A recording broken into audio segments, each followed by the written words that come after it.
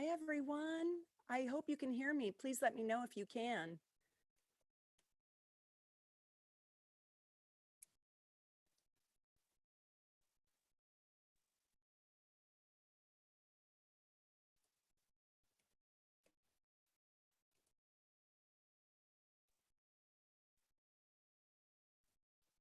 Here we go. You can hear me. Oh, I'm so glad. And you can see me. I hope so. I hope you can see me. And I want to try to share my screen. So I'm brand new. Hi. Yeah, I'm doing this live.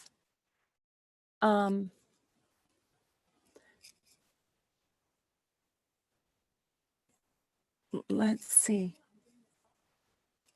I'm out here on my patio.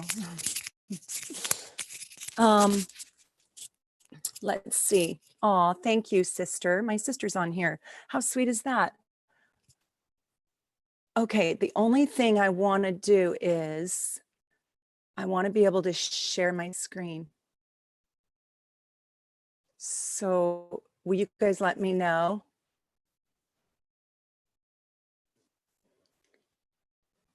So tell me if you can see my screen. Can you? No? I don't know how to do it.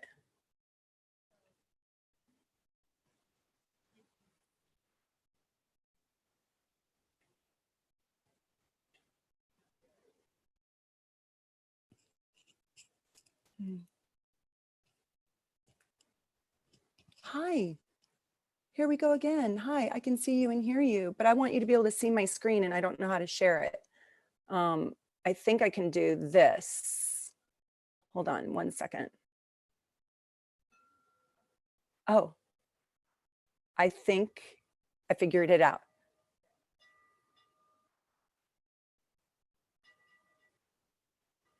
And tell me, can you see my screen now? But now I can't see your chats.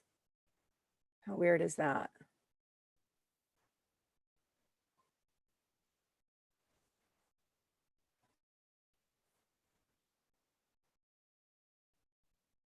You can see my screen? Oh my God, I can't believe this is working. Woohoo! Okay, there's so many weird things about this because I'm in the Zoom panel and I'm on YouTube and I have to go to both places. So eventually I'll figure this out. Okay, so I'm so excited to be here.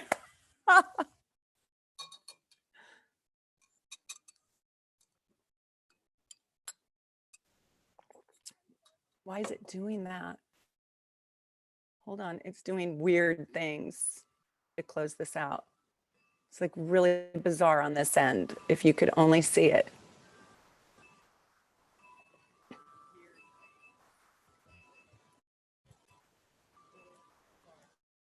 Is it bizarre on your end or do you just see one screen? Somebody tell me. Do you just see, do you see the chart? Do you see me in the chart? It's bizarre. Yeah, it's like going into like a hole, like Alice in Wonderland, right? Oh, I was so excited for a minute.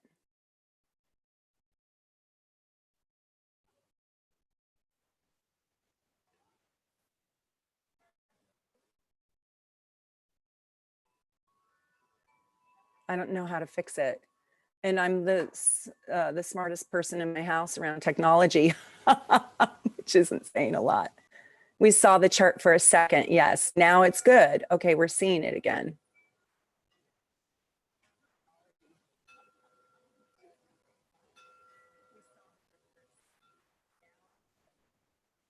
Try 2 tiny windows. Jordan Higgins, can you please come over here? We can see your whole screen basically, but is it the YouTube? Pull up the chat on your phone and have a separate device. I love that. Where is my phone? But what would I do? Go through Zoom or go through, look at, it's the rabbit hole again.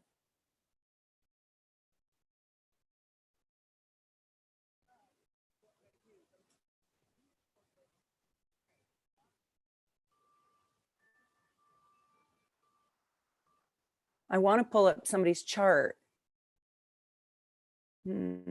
That's terrible. I guess I needed more lessons. I really wanted to do this. Okay, hold on. Hold on 1 second. I'm going to stop sharing my screen for a minute. Now it's just me, right?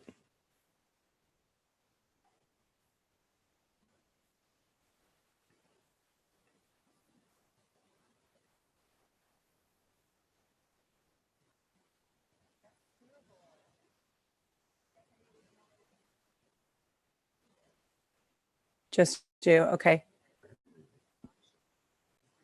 God, you guys are so sweet. Thank you for being here with me and trying to help me. Just pull up YouTube on your phone and chat with us there and leave the chart screen up. Okay. What, like go into my own live stream?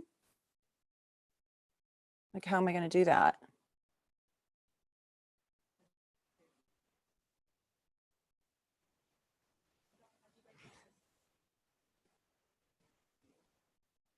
Oh my God, it looks awful.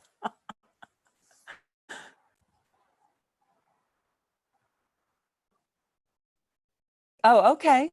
That's working. That was a good idea. Okay, so now you just seen me.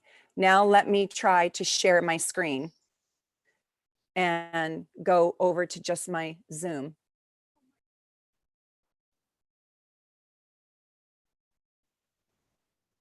Okay, hold on.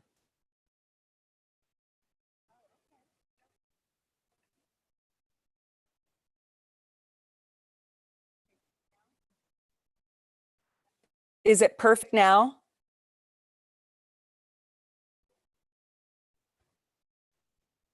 Okay, is it perfect now? It's perfect on my end. Is it perfect on your end? Jazz, is it perfect on your end?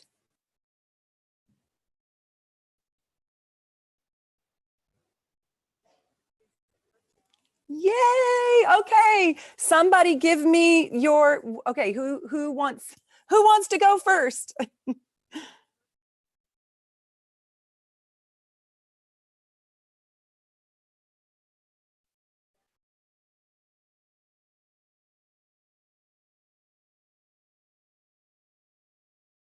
Okay, Bethany, that's great.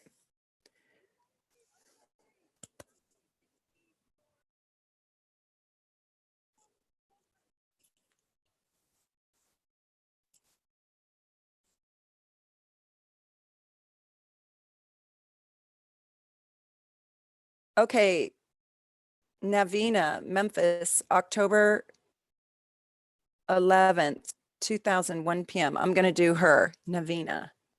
Now, what question do you have for me, Navina?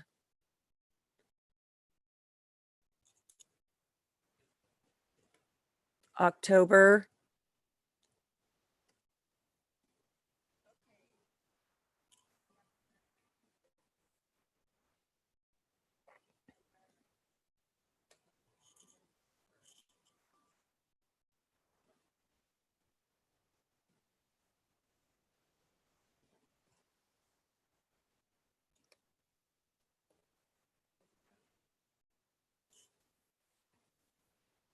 We're a little slow to get started, but hey, we're here and it worked and you guys helped me out. And I love my subscribers. You guys rock the world.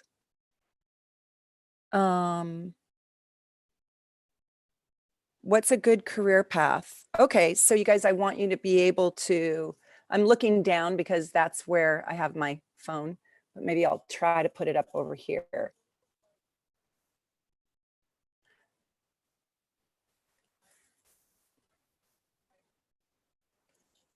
My astrology software is called Sirius.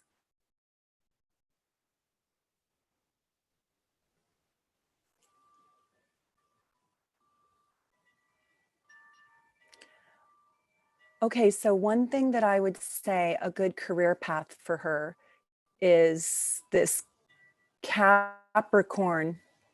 Hold on. Hold on. Okay, can you still hear me? I hope so. So I was getting too much feedback out of my headset. So, okay, so one thing that I would say a good career path for Capricorn. Hold on. 1 second.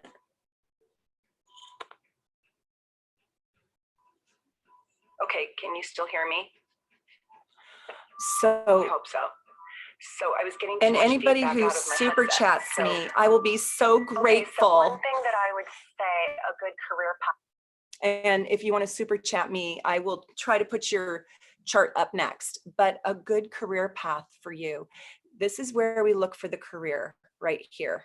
And we have Libra right here on the cusp of your 10th house.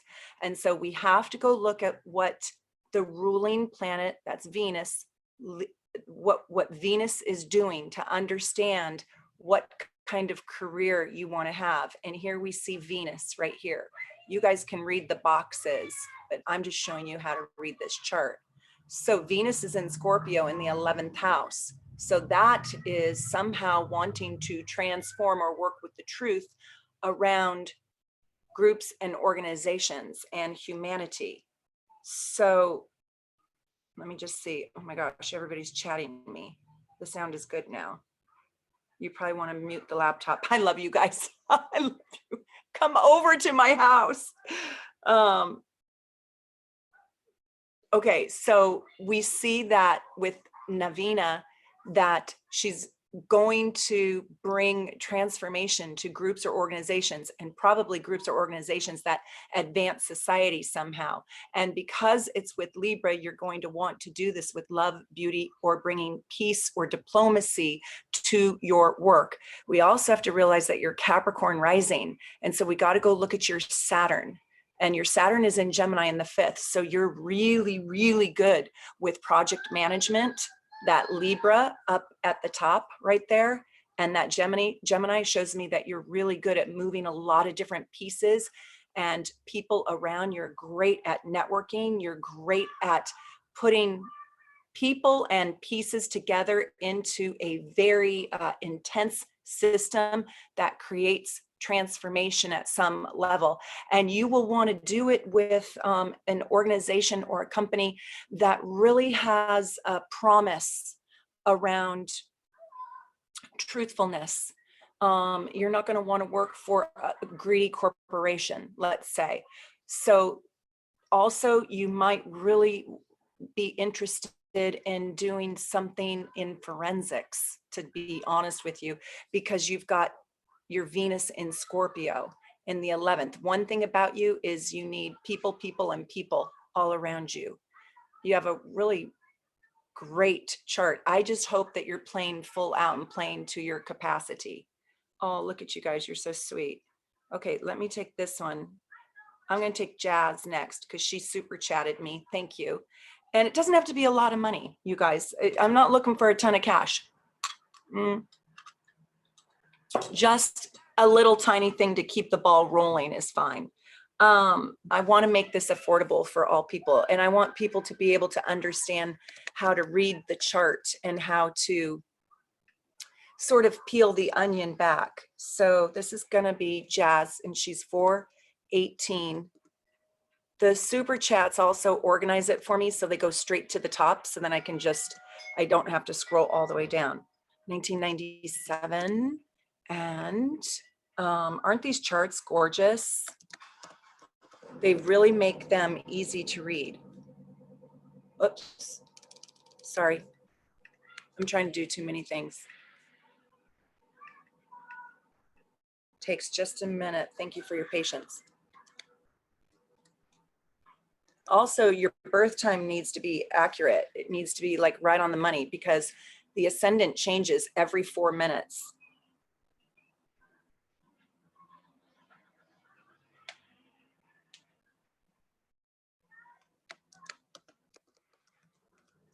Okay, so she asks a specific question, which I really like. She says, April 18th, 11:52 p.m. in Lubbock, Texas. Okay. I have a stellium in the 10th house that confuses me because of Pisces and Saturn and my sun.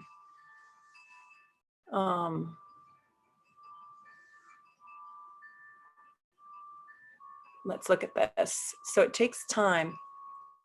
So here's her 10th house.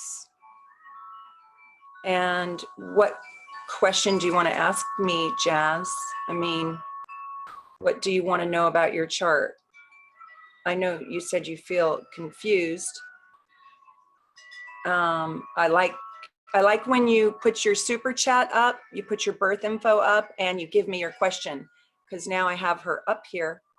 Oh, is it PM? It's AM. Okay, I got AM. She has this stellium right here in the 10th. Okay, Jazz, what do you want to know? So you're Cancer rising. So I'll just, while you're getting your question to me, because I think there's a little bit of a delay. I've got 11:52 a.m. I'll just tell you, she's ruled by the moon. Okay, so she's Cancer rising. Anybody who's Cancer rising is going to be ruled by the moon. And you know that the moon travels through an entire sign in 2.5 days. So Cancer rising people are very aware of their emotions. And she says she doesn't really resonate with Pisces. Well, how old are you? 1997, 97, 2007. Okay, well, at about, you're you know what's interesting, she says she doesn't really resonate with Pisces. Well, you're in Aries. Do you resonate with Aries? And you've got Saturn really close to your soul right here. And so that's going to constrict the energy. Plus you're a Cancer rising. So this Virgo moon Mars, which is really tough. That's kind of a intellectual badass right there, is going to overshadow the South Node in Pisces for sure. And are you saying you don't, oh, you're 23 this week, happy birthday. So I understand if you don't resonate with Pisces, but I bet you there is a piece of you. You came into this lifetime, here's your Pisces. You came into this lifetime with sort of a PhD in Pisces, or with familiar energy in Pisces. And so I bet you there is a psychic sense to you, or an intuitive piece to you, or your edges might be a little bit softer because there is a genuine love for humanity, a love for others. And you might find that you're a little bit more of an accepting person than some of the other Aries that you know. And so your Pisces might not show up blatantly. Past life in Pisces, it doesn't really stand a chance with all that Virgo opposing it, right? The moon conjunct Mars opposing your past life. Yeah, I can see why, being only 23 years old, you're not in touch with that Pisces, and it's maybe eclipsed a little bit.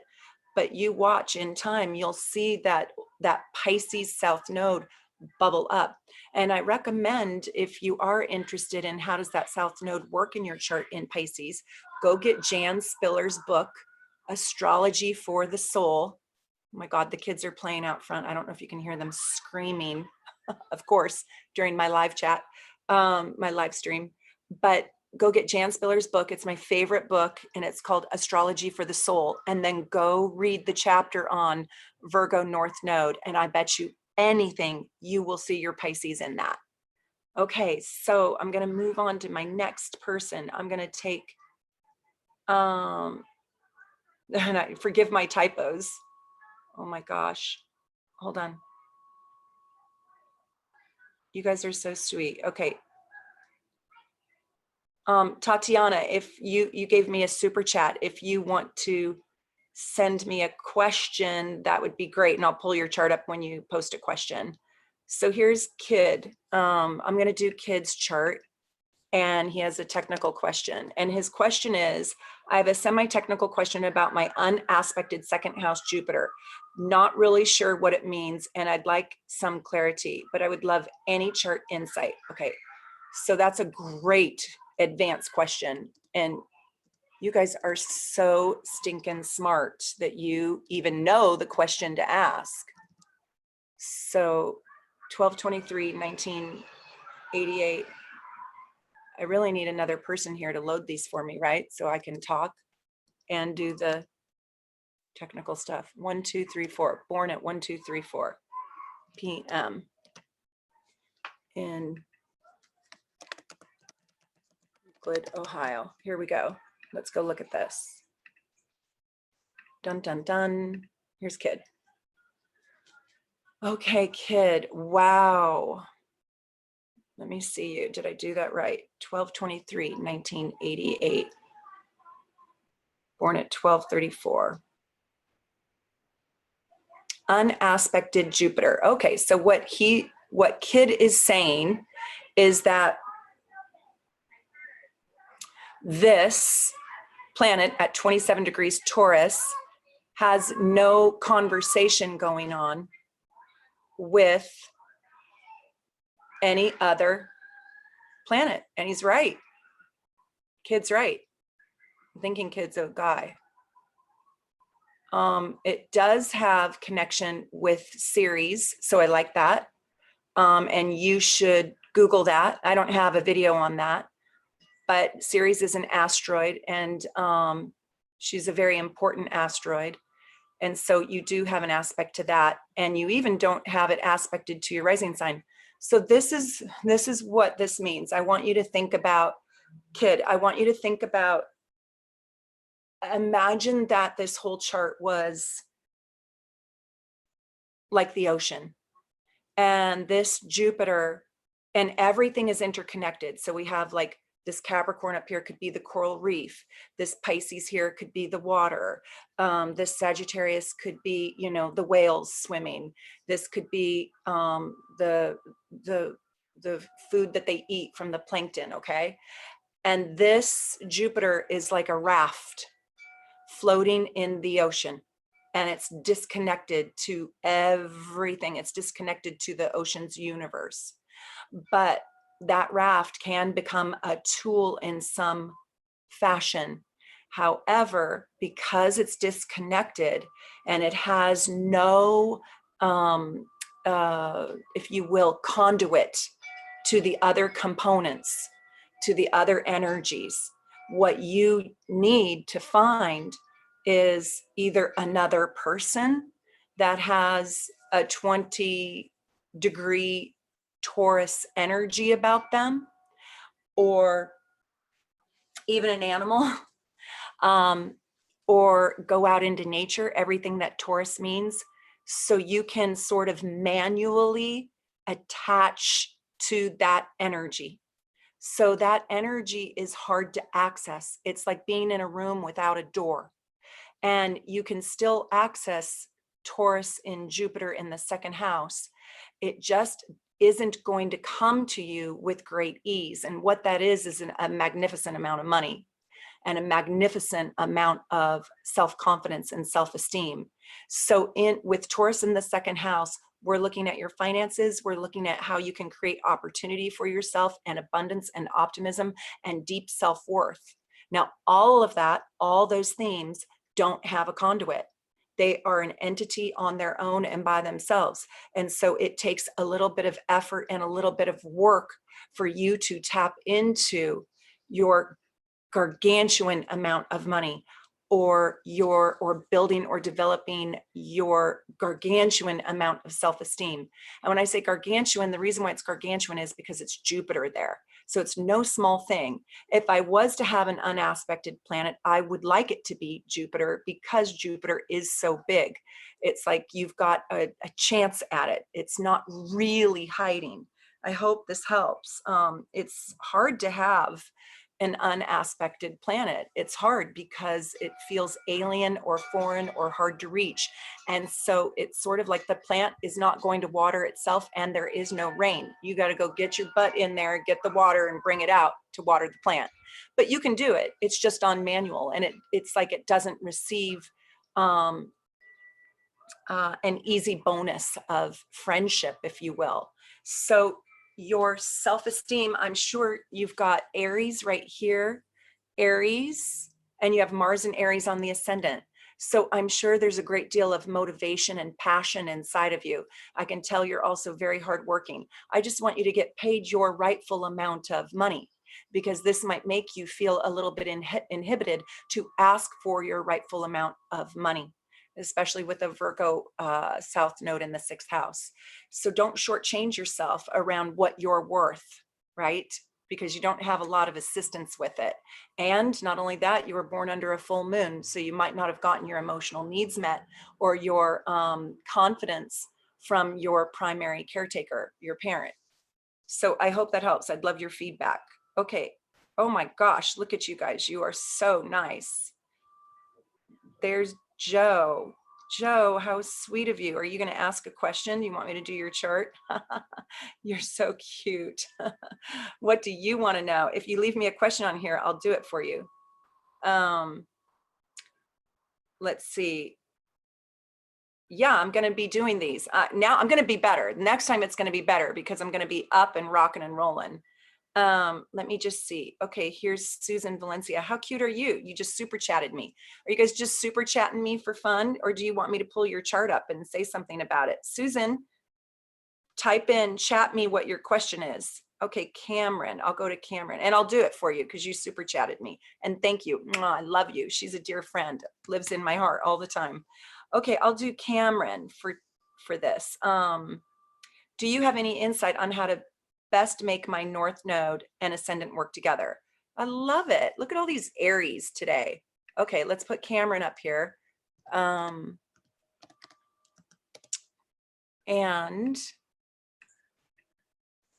hold on. 4/17. Happy almost birthday. Hold on. Maybe if I use 2 hands, it's better.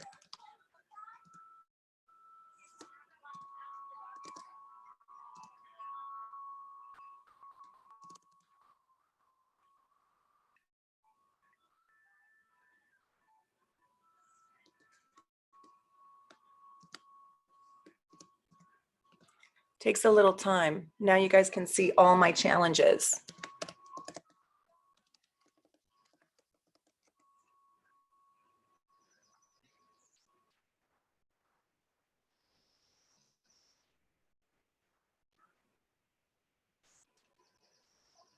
BURGH.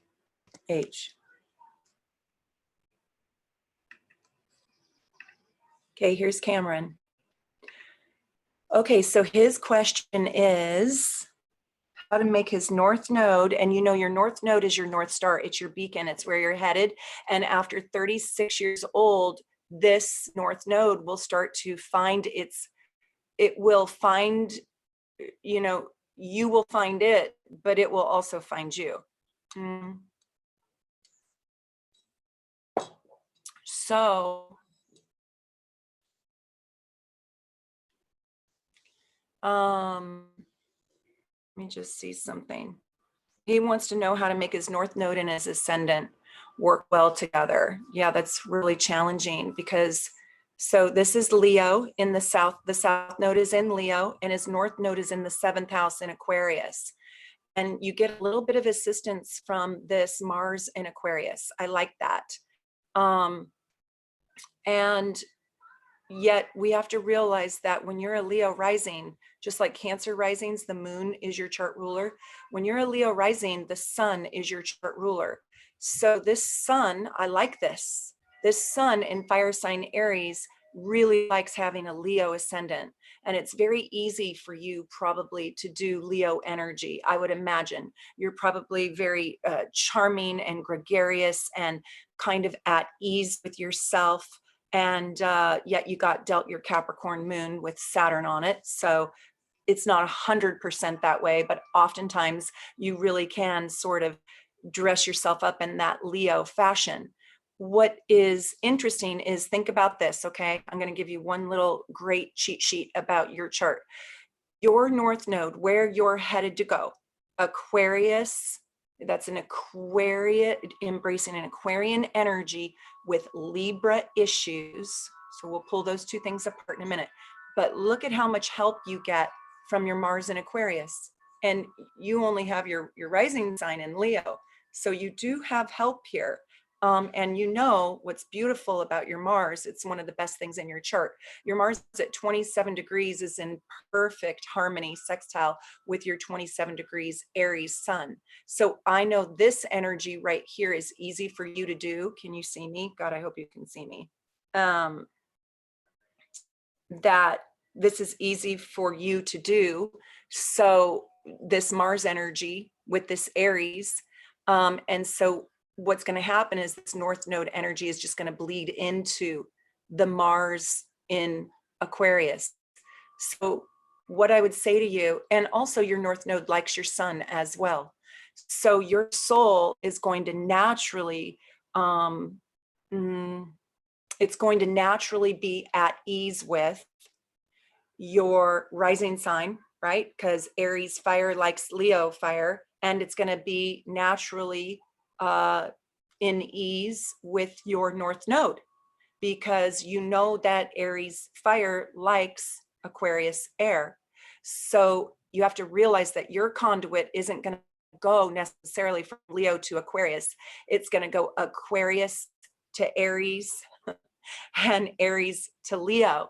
So it's going to get there, but it's going to travel through your soul. When you are your authentic best self, that North Node in Aquarius will find you. So what does that mean? Don't give all your power away. Don't be a slave to anybody. Relationships are going to be very challenging for you. There's going to be something quirky about them. You're going to probably discover that you're going to break free from tradition or whatever society said you're supposed to, whoever society said you're supposed to marry. You might not. You might choose to step out of the box or have a unique relationship, a zany relationship, make up your own rules. And you're supposed to be not afraid to leave the conventions, the traditions, and sort of the status that society or your mother or father have told you how to live. Break free from that and do it your own way. And that's your North Node in Aquarius. And I bet you anything with that Mars there, you're already doing it. So give me some feedback and let me know what you think about that. Okay, I'm finding my next person.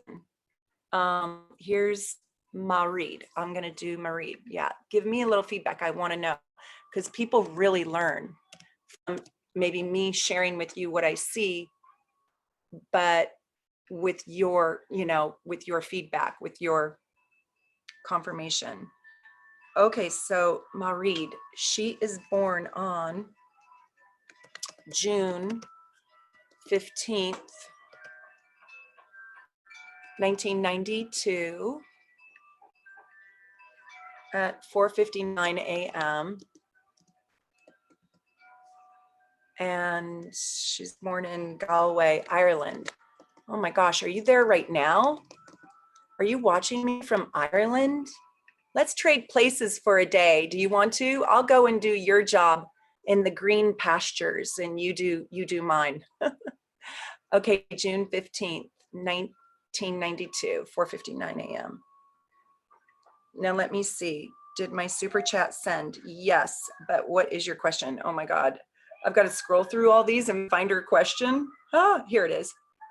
No. Okay. By the way, it's pronounced kind of like parade, but with an M. Mairead. Okay. Hi, Mairead. Thank you. And here she is. So after a certain age, mid to late 30s, you start behaving more like your North Node. Interesting. True. When I'm actually watching from Brussels in Belgium. Haha. I live and work here now. Nice. What question do you have about your chart?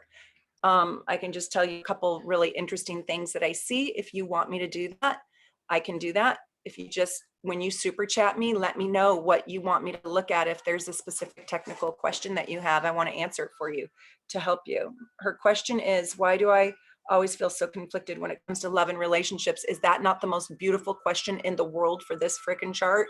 I love it when the person asks the very thing that the chart says so loudly. You ready for the answer? The answer is this: you're a full moon baby. And not only are you a full moon baby, you guys, this is the most important line in a chart right here. So this is the horizon, this is dawn, and this is sunset, okay? So this line right here, this thick line right here, it is the front door to your entire chart.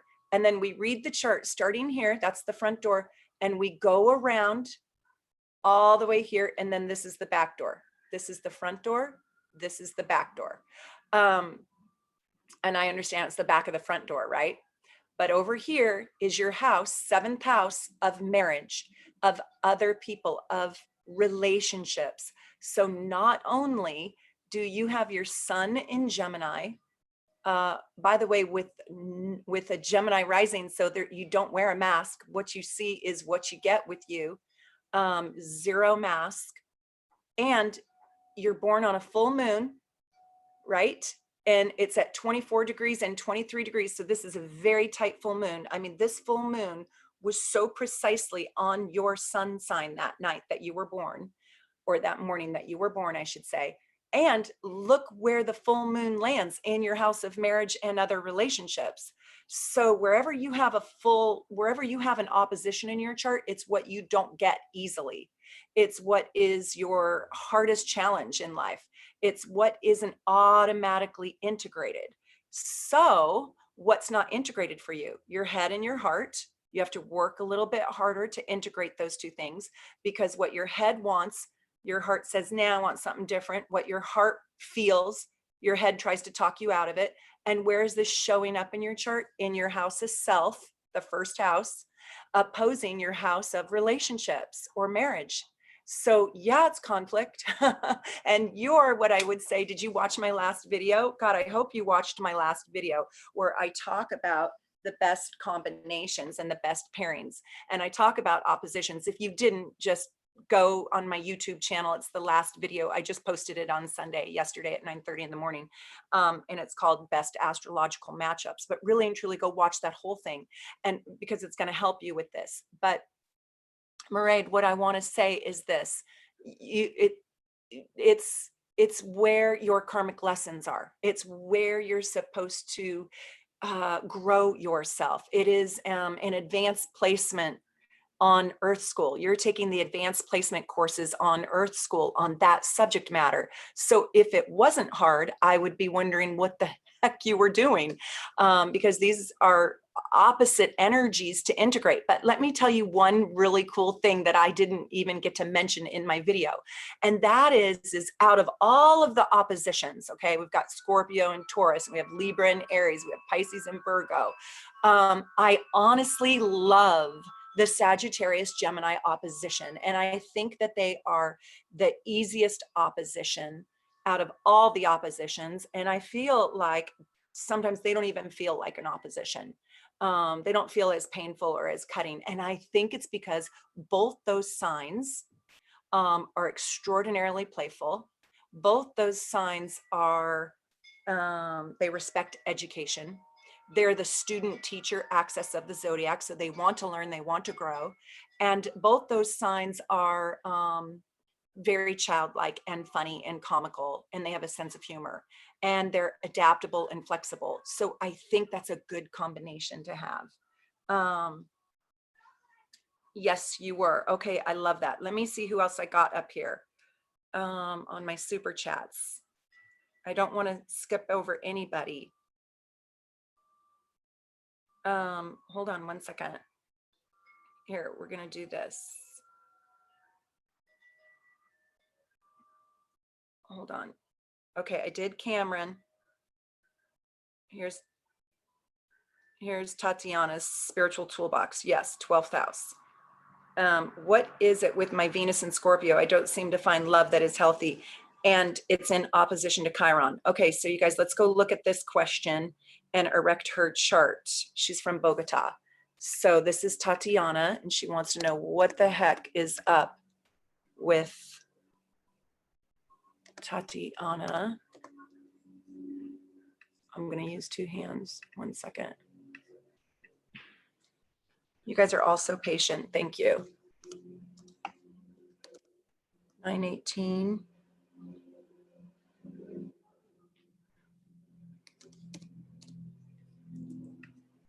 Are you guys having fun? I'm having fun. I'm in my element. 1010.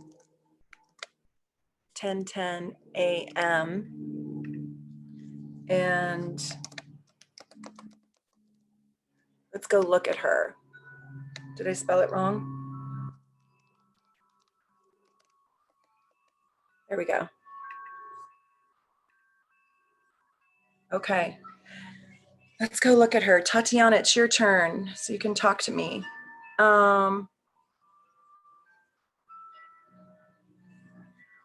She wants to know about that Scorpio and Venus. Well, you guys have to realize, and maybe I'm seeing right now that I really should do a video on the houses, because you really need to know,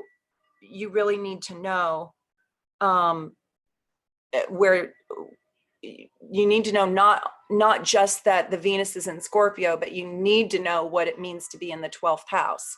So maybe I need to do that video for you guys, where, you know, what happens when you have Venus in the 12th house. So let me just tell you the secret trick about the 12th house. The 12th house, I call it where Harry Potter's invisible cloak is. So the 12th house is where that energy is sort of invisible, or it can be overlooked.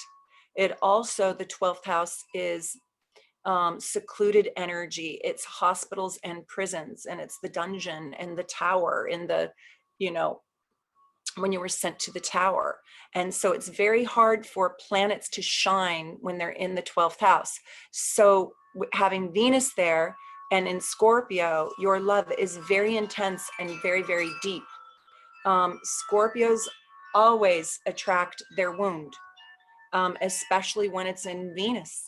You're going to attract your wound, and it's in the 12th house. So it's hard for you to really, even though you're a 10th house Virgo, God bless you. And you have an amazing chart, by the way. And if I met you, I'd just fall madly in love with you with that Sagittarius rising. But that Venus is your value system. And by the way, I have to tell you this really quickly. I just launched a new podcast, so I'll be announcing where you can find it. And I'm actually launching it this week, but I have some of my podcasts already up there. And I did a whole series on Venus. So Tatiana, stay in touch with me on Instagram, because I'll advertise on Instagram where you can find my podcast, probably in the normal places like on Spotify, and you can just Google Soulnavigation. But I did two whole episodes on Venus. And so I think you'll really like that. But Venus in the 12th, and then, so it's a little bit hidden, it's a little bit shy, attracted to its wounds in Scorpio, opposing your wound right here, Chiron, exact. So the whole point of your life is to heal, to heal yourself around romantic relationships, and to learn to trust again. And with Uranus on Venus, you can be kind of reckless, if you will, attracting the wounded ones, the sick ones, the unhealthy ones, right? Or the ones that will try to eclipse you, hide you, push you down, suppress you, not let you be seen, ones that will hurt you. You can attract that kind of love into your life. So you really need to go slow when you pick somebody, and you need somebody to really prove to you that they can provide you with security and safety like a Virgo needs and likes. So you need a longer vetting process, to be honest, because and you have to also remain a little bit cautious in giving your heart. I'm not surprised that you're attracting your wounds, if you will, or the wounded soul, because you are quite the healer. And healers oftentimes attract the wounded because that's how they heal, right? You can't heal something that isn't wounded. There's nothing to heal.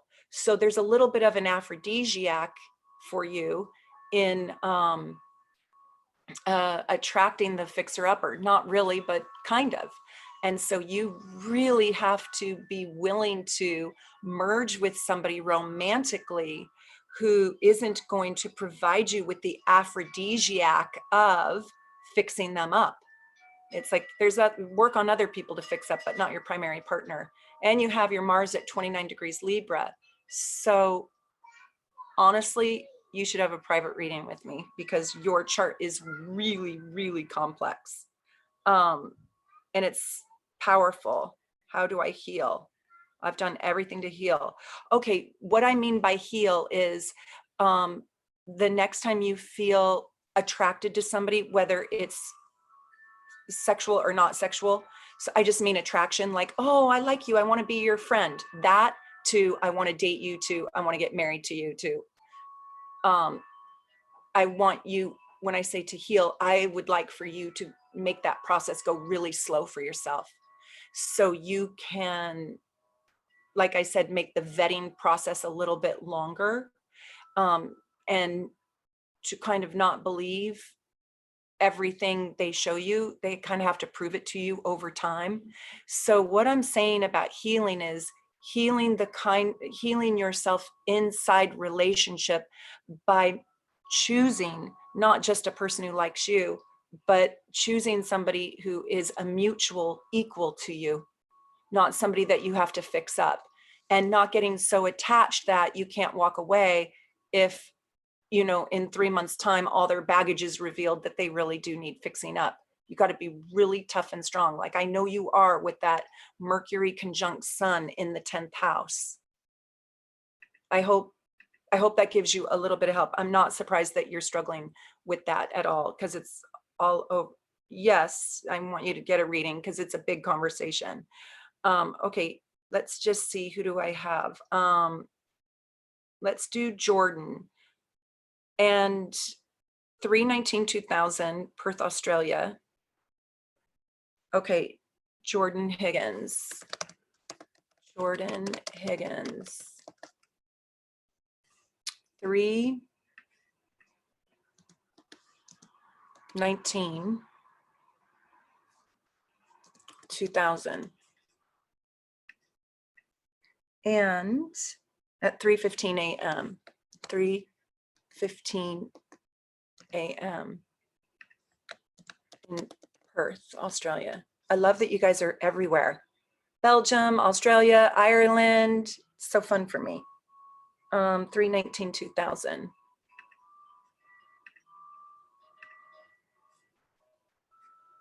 Whoa, all these full moon babies. Any insights on Mercury, Venus, and Uranus in the first house, and Neptune in the 12th? And just some general things. So cute. I could talk about this all day long. Okay, well, the first thing I want to tell you is that you kind of need to rephrase your thinking just a little bit, okay? Because how I would describe this combination, Uranus, Mercury, and Venus in the first house, is what Jordan asked about. But see, really and truly how I would say this is your Uranus rising. So with Uranus rising, it kind of blows everything else out of the water. Uranus is where lightning strikes, right? And the lightning bolt is where what arena your soul wants to create a revolution, wants to create change. And that's you at hello. So you must have a unique look. You must have a look about you that says, I'm different, or I am unique, or I'm out of the box, or I don't care what you think about what I look like. And you must also have sort of a unique life in some way. So you're really Uranus rising, and then you have Mercury and Venus together in Pisces in the first house, but it isn't close to the rising sign. So Uranus rising is going to give you a very unusual and unique and different life. And then being a 28 degrees Pisces sun sign down here in the second, I'm sure you are. And Mercury and Venus, Mercury is the mind and Venus is your value systems, your self-esteem. And it is the great attractor, how you charm and disarm. It's your style of dress, and it's how you will please others and how you will want to be pleased. And with Mercury there, you're quite the artist. You're quite the creative soul. And then we've got your Neptune in the 12th house. So that's your chart ruler in the 12th house. So it's just more Aquarius Pisces energy, because you've got Neptune in Aquarius, and Neptune is ruled by Pisces, And then you have it in the 12th house, which is naturally Pisces playground. So you've got this really intense Aquarius Pisces chart with a Virgo full moon. So there's something about you that wants to break free from convention so badly, and you don't want to play by anybody's rules. But with a moon in Virgo, that will be kind of hard for you to do. Born in 2000, you're probably just barely doing this. So be willing to be creatively different. Mercury conjunct Venus is somebody who has the most melodic, beautiful voice. That's sort of an artist's chart signature, and that is a poet's soul. So there's something very deep and beautiful about you, Jordan. I'd love to know what you do and how you spend your time. Okay, let me try this guy. GT4 Ziggy 2. Okay, I'm just gonna do GT, okay? I hope you're still here with me, GT. And GT says, what in my chart makes it challenging for me when it comes to interpersonal relationships? Wow, I love that. And I love when people just ask the straight, honest, vulnerable, truth of the question. 1979. Okay, let's do this. And April 27th. Hold on. 12:30 a.m. and OLONGA. Are you in the Philippines right now? Are you chatting to me in the Philippines? Are you in the States? Where are you at? Okay, this is GT, interpersonal relationships. Well, born April 27th, 79, 12:30 a.m. I always got to make sure that I did it right. Aquarius rising. So anybody who's an Aquarius rising, I'll just tell you right now, Uranus and Saturn are ruling your chart. Because you're born in 79, I would lean a little bit more towards Uranus, but it is in the 10th house. And you are a new moon. Look at this right here. New moon in Taurus in the 3rd house, which is a really good communicator. And you must be a fantastic communicator. So it might boggle your mind more on, okay, I am a good communicator. I am a man who knows how to express myself. And you have Mercury in Aries. So why is this so dang hard? And I love the new moon in Taurus, and I love it in the 3rd house. And so what I have to do is go over here for Aquarius, and I got to go see this Uranus in Scorpio in the 10th. And what I think this is, and that is, look at this. This is in opposition. It's wide, but it's in opposition to this Taurus. And this is sort of, your soul's expression.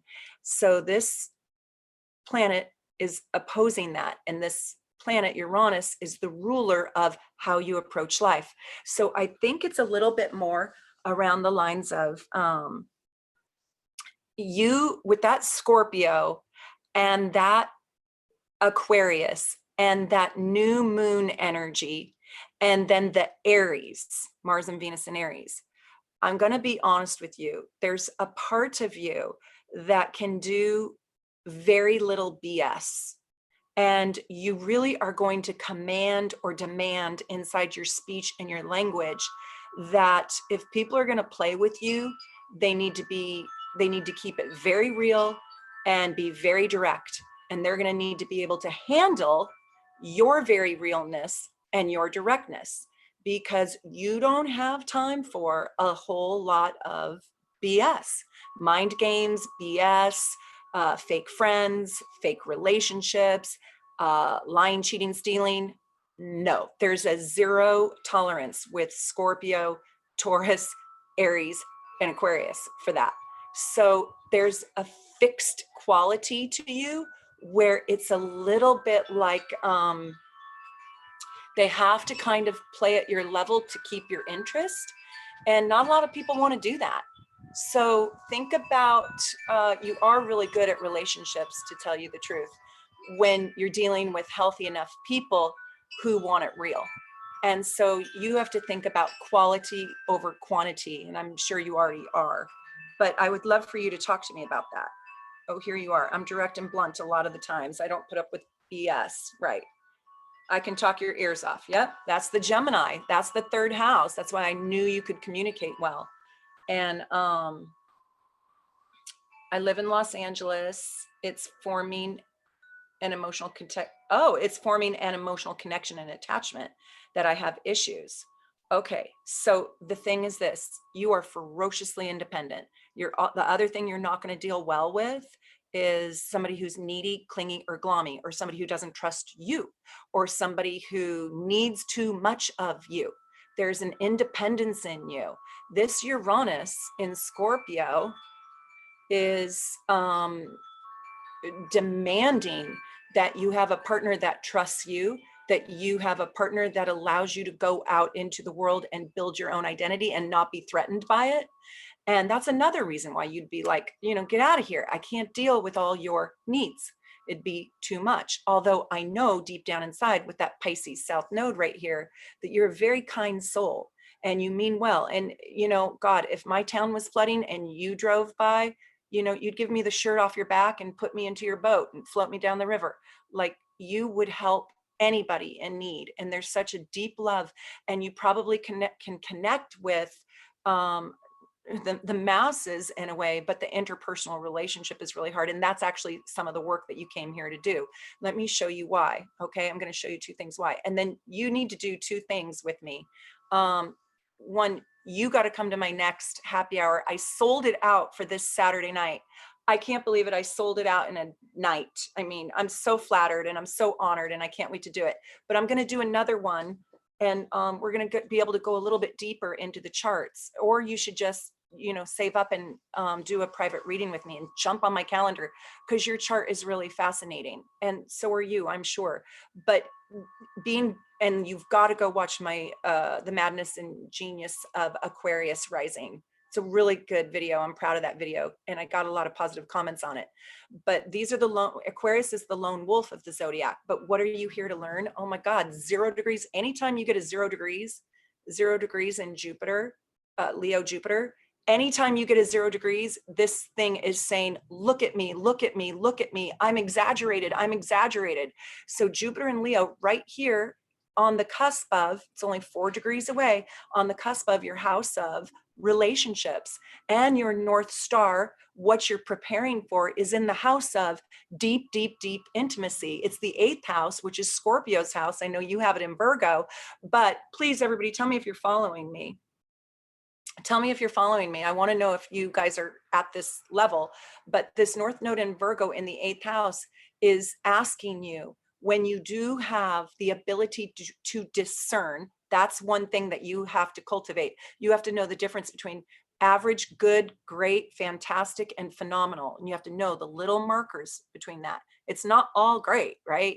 And you have to learn the discernment. And when you find the person in your life who you feel or believe is incredible and worth sacrificing for, because they don't play games, they trust you, they let you be independent, they celebrate your uniqueness, they're not too clingy for you, they appreciate your gift of gab, then you're supposed to build deep, deep intimacy. But don't you dare waste that on people who, create that level of chaos around those other issues that we were talking about.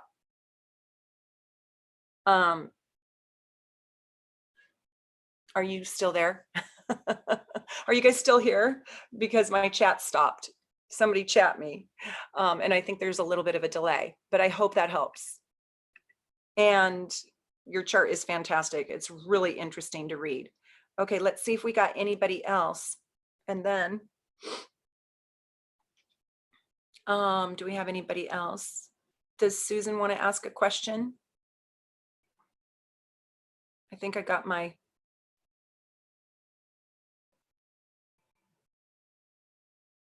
super chats. I'm just looking.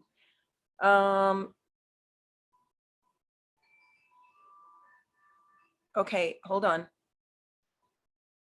Here we go. He sounds like somebody I'm supposed to be dating. Wouldn't that be fun if this was like a matchmaking? If this was a matchmaking session and I could just do like matchmaking, like I could be the, the astrologer match.com. Be hilarious. Okay, here's Jin.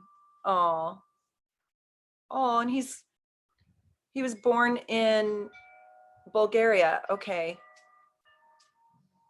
Labradoodle writes, to be honest, I have no idea about all of this, but it's very fascinating. Carly writes, he sounds like someone I'm supposed to be dating. You guys are adorable. Oh, nerd hipster. You guys are killing me. You're so stinking cute. Okay, I'm going to do Nicolay. And he sent me 10 pounds. That's so nice of you. After we're all coronavirused out and we get to go out, I'm buying myself a fabulous beer somewhere because he sent me 10 pounds. Okay, he says he's not lucky in love. Well, let's go look at why. I'm just going to call you Nico. Please forgive me. I'm sorry. I'm sorry if you don't like that for a pet name, but I'm just going to do it. One secchi poo. Okay, all your videos are amazing. Oh, thank you. Nicolay. Okay, hold on. 12/7. Oh my God. We're soulmates. That's my birthday. But not 1983. Let's see, 3:30 a.m. And are you in Bulgaria right now?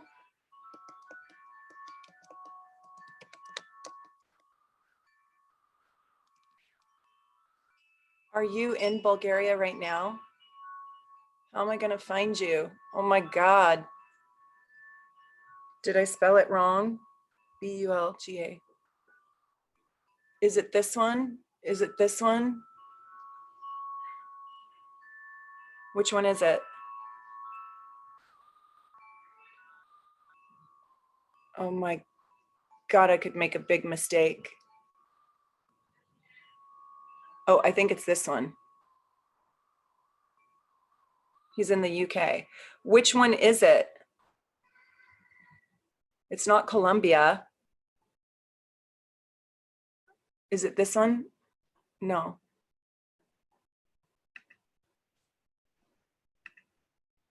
Is this it?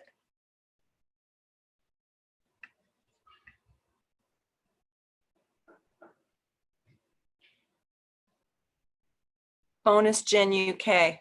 You're in the UK. Okay, you have to tell me which one so I can pull your chart up. I think he's going to look it up, but I really don't think this is Colombia, but I'm not sure. I'm just going to put it up there until he comes back. I think he's going to go look.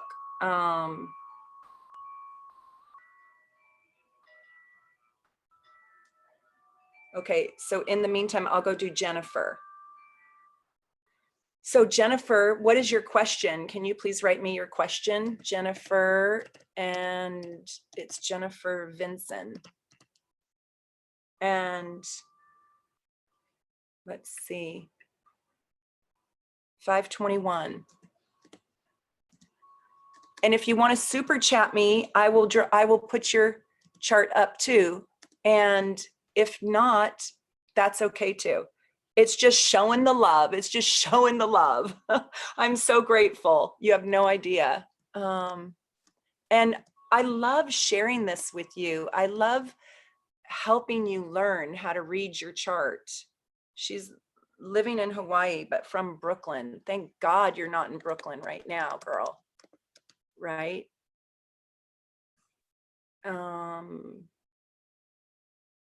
We can just do this. It's close enough. It's okay. It won't be wrong. Here we go. May 21st, 62, 1:30 a.m. Okay, let's see if she asks me a question. Okay, Jennifer, do you have a question?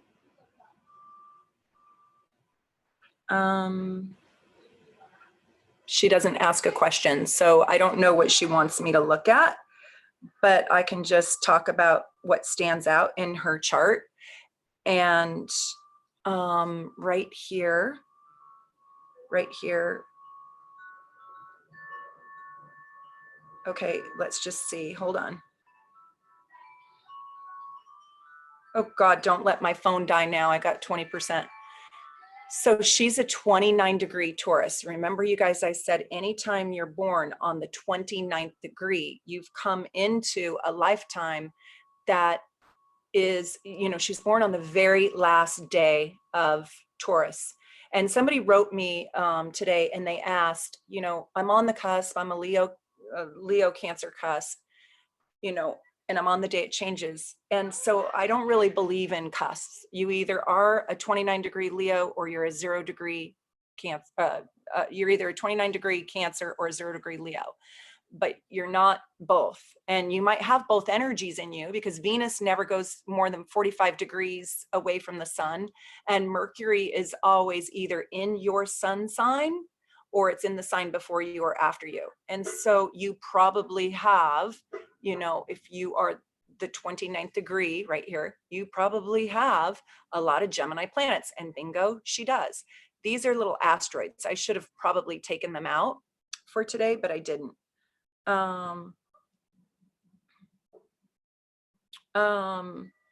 And let's look at this. Let's just look at this. Will my real estate business survive? That's what Jennifer wants to know. Well, is this funny? Okay, I love the questions. They're so good because the chart just shows you. It just can really show you the answer. Yes, it can survive. So here's the fourth house, and the fourth house is home. And what is she doing? She's selling homes. I'm assuming that you're selling homes. My sound cut off. Can you not hear me? Can you hear me? Somebody let me know if you can hear me. Can you guys hear me? Can you hear me? Will somebody write to me and tell me if you can hear me? Please tell me, can you hear me? Oh God, thank you. It's like, send me a lifeline. I need a lifeline. You guys are awesome. Thank you. Okay, so somebody told me that they couldn't hear me. Maybe it was on their end. So Jennifer, yes, your real estate business can survive. You've got to hold on until about, May 22nd. And then after that, and that's not because of coronavirus, that's because I know the transits that are going on, and we're going to have a nodal axis shift. We're going to move out of the Cancer Capricorn nodal axis and we're going to move into the Gemini Sagittarius. So your life is about to be really, really different. But here you have all this Gemini energy in the house of home. So selling homes, but doing it by building relationships, because the fourth house is very intimate. So really thinking of yourself sort of as a dream maker, right? Or somebody who really understands the process of selling homes through cultivating nurturing relationship and trust would be super important. You also have the moon in Sagittarius in the 10th. So you're born to be an entrepreneur and work for yourself. You don't do very well. I'm going to just tell you, with Aquarius, Gemini, and Sag in here, Sag, Gemini, and Aquarius, even though you're a Taurus, you really don't like following the rules, because your Taurus energy is two things. One, it's sitting at 29 degrees. So it's the last degree of Taurus. So it has the most diluted Taurian energy out of all the degrees, because there's only 29 degrees, 59 seconds, and you're at 29:41. So that energy is almost out. And it's in the third house. And the third house is naturally in the natal wheel, in the authentic original wheel, it's Gemini's house. So, and then you've got Aquarius rising. So it shows me that you need to be not behind a desk. You need to be moving and grooving constantly. And as long as you can keep your job about relationships, then the money will come. When it's about I see you, I get you, I know what you need. I feel you. I've got the perfect place for you because it's going to meet your needs. When it goes on a deeper level, there's abundance and prosperity. So you kind of need to fall in love with your clients, fall in love, you know, like fall in love with their dream and their vision for you. And yes, it can survive it. Yes, it's going to look different. You're going to have to do it probably differently. But it can survive it. Oh, you're so sweet. Thank you, Rena. She just sent me a little super chat for fun. That's so sweet of her. Oh, thank you, Winter from Australia. I love you guys. You're so international. Everybody's from everywhere. Okay, let me go back to my other super chat, Bonus Jim. Yeah, he's bought me the beer. He says, so he got his town. Let's see, where is he? I'm sure I have him. Don't I have him? Okay, I'm gonna do him. Let's see. Jen. And he is my December 7th. We're best friends. You know, it's really hard to, I'll tell you guys another little, if I can multitask, I'll tell you another little secret. It's really hard to not like somebody who has your same birthday. And I say that because you're born on the same vibrational day. And you will see that there's just sort of a kindred spirit or feeling. I think it's this one. It's not Colombia, it's Bulgaria. And then it's K. See? Is it this one? I'm so afraid that it's not going to go right. Oh, he's July 12th. Oh, he's July 12th. Well, why does it say December 7th? What day do I do? Hold on. You guys are writing to me. I have to read this. Oh, it's July 7th. He's July 12th. What is he? July 7th or July 12th?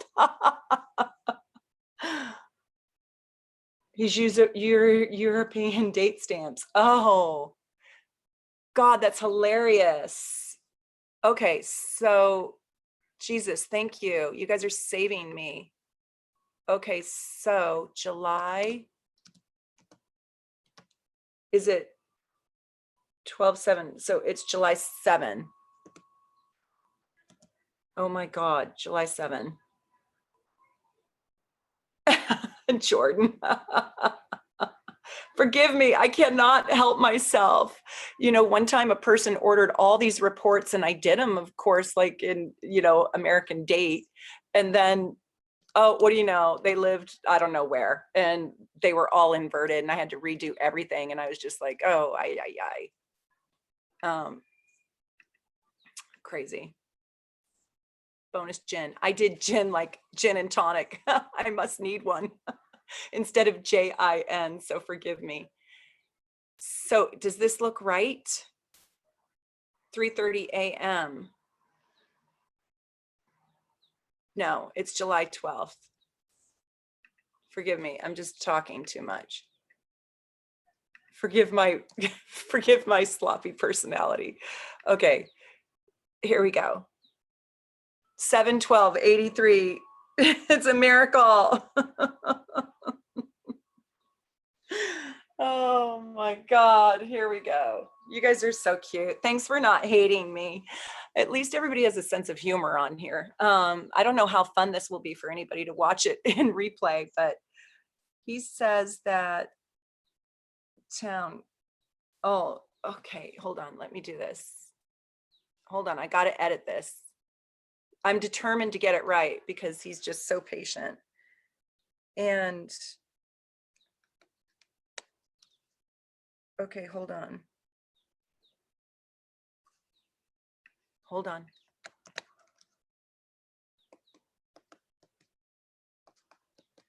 There. Oh my God, would everybody please give me a high freaking 5 for this? Finally got this right. Oh my God.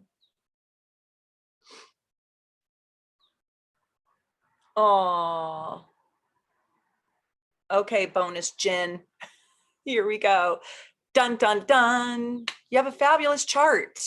Not lucky in love. You haven't met the right one. Hold on. Let's just see this for a minute. We got to go in deep.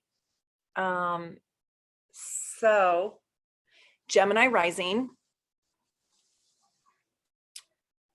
So Gemini rising. So your mind is your chart ruler, but you're a Cancer. So your heart, your heart is, your heart is also the ruler. It's the ruler. Your heart is the ruler of your sun sign. And then we have to go, because you're a Cancer, sun in Cancer, we got to go look at the moon. And what do you know? Your moon is the Leo moon, which is Santa Claus, a Santa Claus moon. You know, it would be somebody who's very, very generous. And then you have a past life as a Sagittarius. And you actually have a beautiful set of a lot of contradictions in your chart. 1983, I feel like you need somebody who's kind of complex. You need somebody who has a very high emotional IQ and also a very high IQ. You need somebody who has a large, vast creativity about them and a passion and a desire and an independence. But at the same time, they need to be loyal and be willing to have a monogamous relationship with you. And you have a lot of contradictory energy, but it makes you complex and fascinating. And you, Venus and Virgo, that is absolutely beautiful. Did you watch my Virgo in Love video? Because that's a Mars in Virgo explanation, but I think you'll also really resonate with that Virgo in love, with that Venus in Virgo, because you've also got all of this energy in the house of Virgo. And so there is a Virgo piece to you where you're very picky and you don't want to settle. And by the way, don't you dare settle, because you have too much good stuff to offer. Yeah, you watched all those videos. And yes, and he had a past life in Sagittarius energy. Not only Sagittarius energy, but you must be very handsome, very, very attractive, because you've got Neptune right here on your past life, which has kind of a glamour. It has kind of a, that Neptune quality is sort of somebody who can be like ethereally good looking. And it's in Sag, but it's in the house, the 7th house. And the 7th house is naturally Libra's house, which is ruled by Venus. And so when you have a lot of planets in the 2nd or 7th house, you're usually born very good looking. And Gemini risings are born with like the fountain of youth. They look young. They look very young for their whole lives, and they're nimble and sprightly and athletic and lean usually. And then you have this jam-packed 2nd house, and then you have this past life. That's where you're getting your PhD in Sagittarius in the 7th house. And then you've got this Leo moon. So, and then your Venus is in perfectionistic Virgo. So just to be really honest, are you picky? I think you should be. But and people say that you're handsome, good looking. Yeah, I have a feeling that you are so capable of discernment that not a lot of people do it for you. And you should keep your standards high. You're going to see that next year, well, I shouldn't say next year, I should say starting May 22nd, I will be surprised if you're not standing in a soulmate relationship in the next 18 months, starting on May 22nd. That's going to be my prediction. Your whole world is going to change because you're going to go into the nodal axis of Gemini and Sag, and it is your rising sign, and it is your house of marriage, and it is your whole life is going to jump the train track. I don't want you to get discouraged or melancholy. You know, that Cancer can feel a lot of pain, and it can be quite melancholy, but you have so much joy and happiness. You have the 3 happiest signs of the zodiac really large in your chart: Leo, Sag, and Gemini.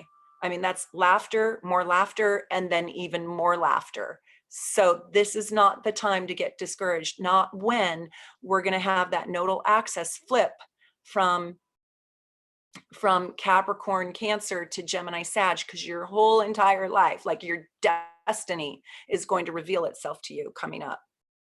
You wrote, yes, very, haha. Which part? That you're funny, or that you get sad or melancholy? Which part? Or you're a perfectionist, or you're picky? I don't know which one.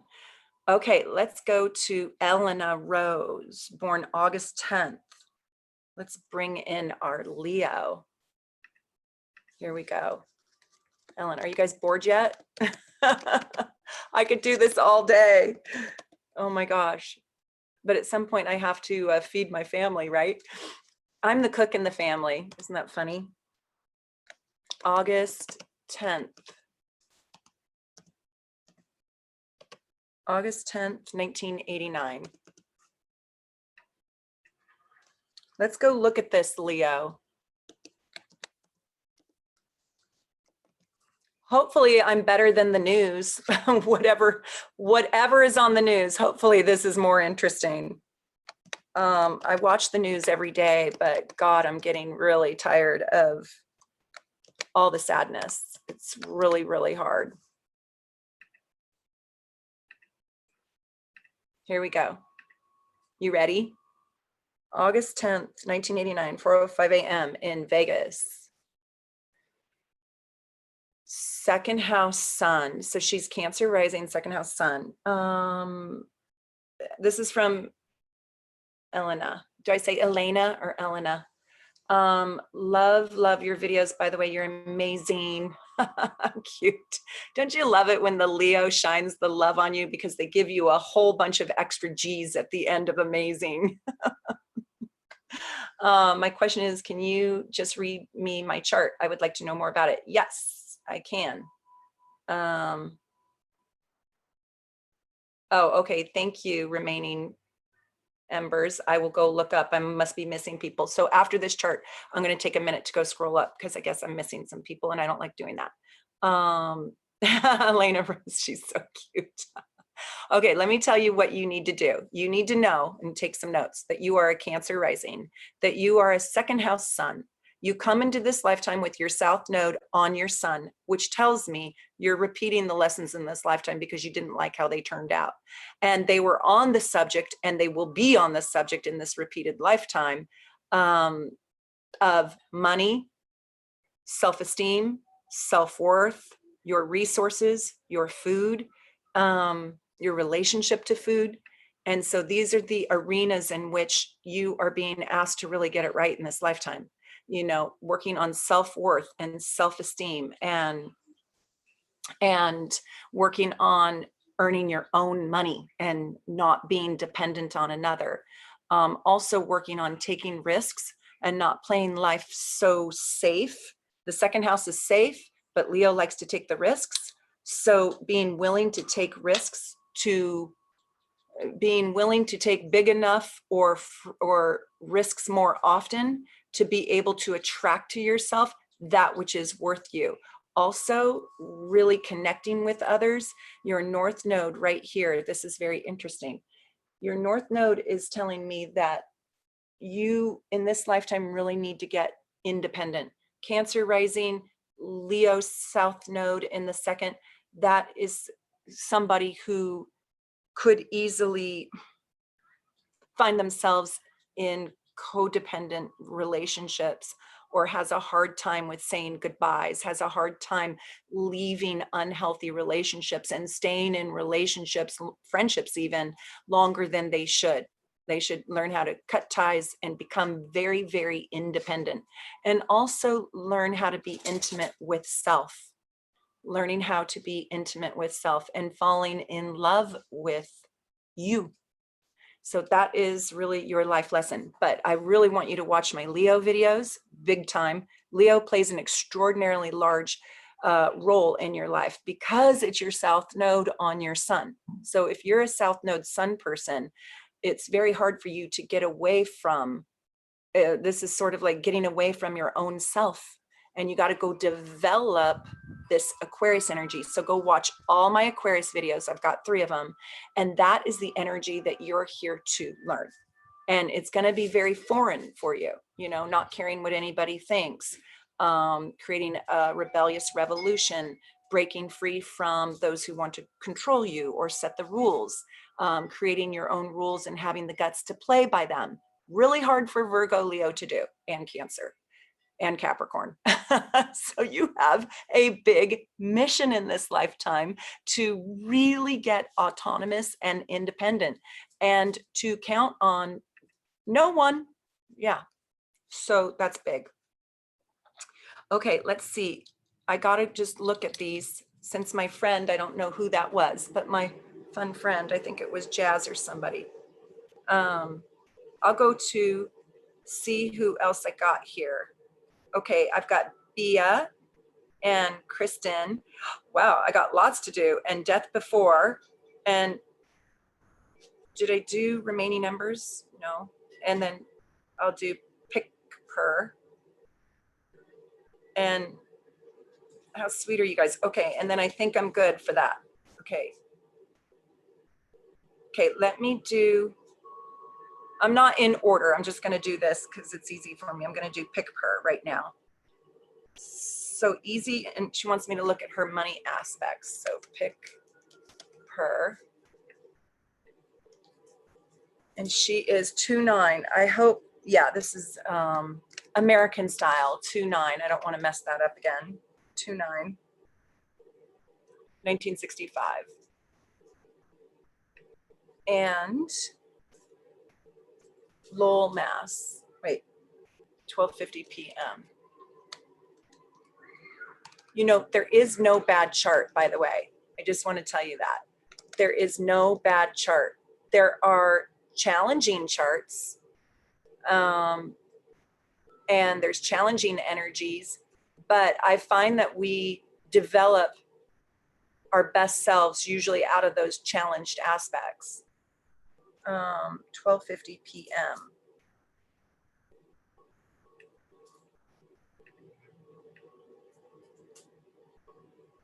She says easy and tough aspects in love and money. Oh, look at that. A 29-degree, 22-second Gemini rising. So Pick Per, you really, really have to double check your birthday because this changes every 4 minutes. So if this is off by 4 minutes, this will change. And because it's the 29th degree, never my favorite degree, I always like to double check to make sure that I really am a 29th degree because I don't want to be one if I don't have to be one. So the 29th degree is being, you know, born in crisis. So I do wonder if your birth was hard. With a 29-degree rising, I would say your birth was probably in some way, shape, or form unexpected or hard or unusual, something. So if Pick Per can write to me, thanks, Meredith. Oh, it's he. Okay, it's he, not she. Very accurate time, and I am a man. I'm sorry. I know I don't know what the names stand for, so just forgive me. I'm just he, she in it. So, and did you say that the time was very accurate? Let's see. I think you said the. Oh, blue baby. What? Oh my God. Are you serious? So did you have a hard time breathing? Because Gemini is about the lungs. It's about the voice. you know, Gemini is communication and the voice.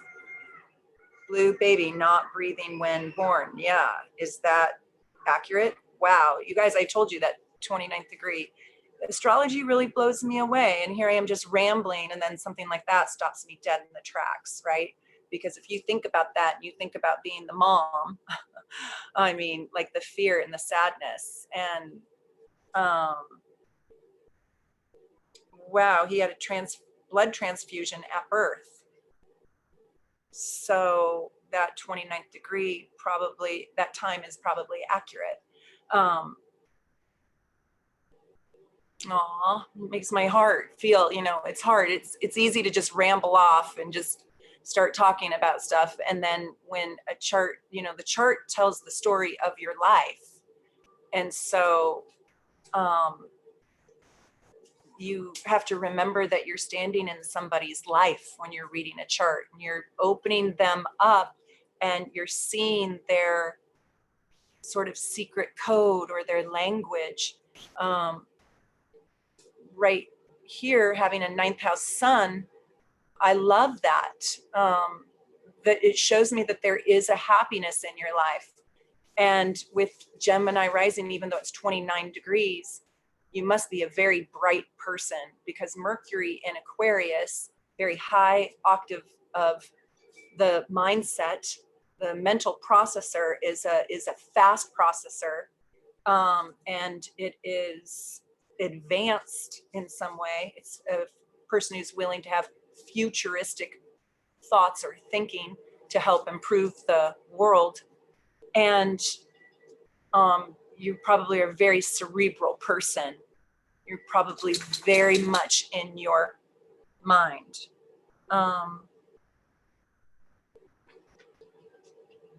Too fast of a processor. Yeah, I'm sure you're impatient with the world because you've got good Sagittarius as your South Node too. So you wanted to know, pick per. Let's go back because I got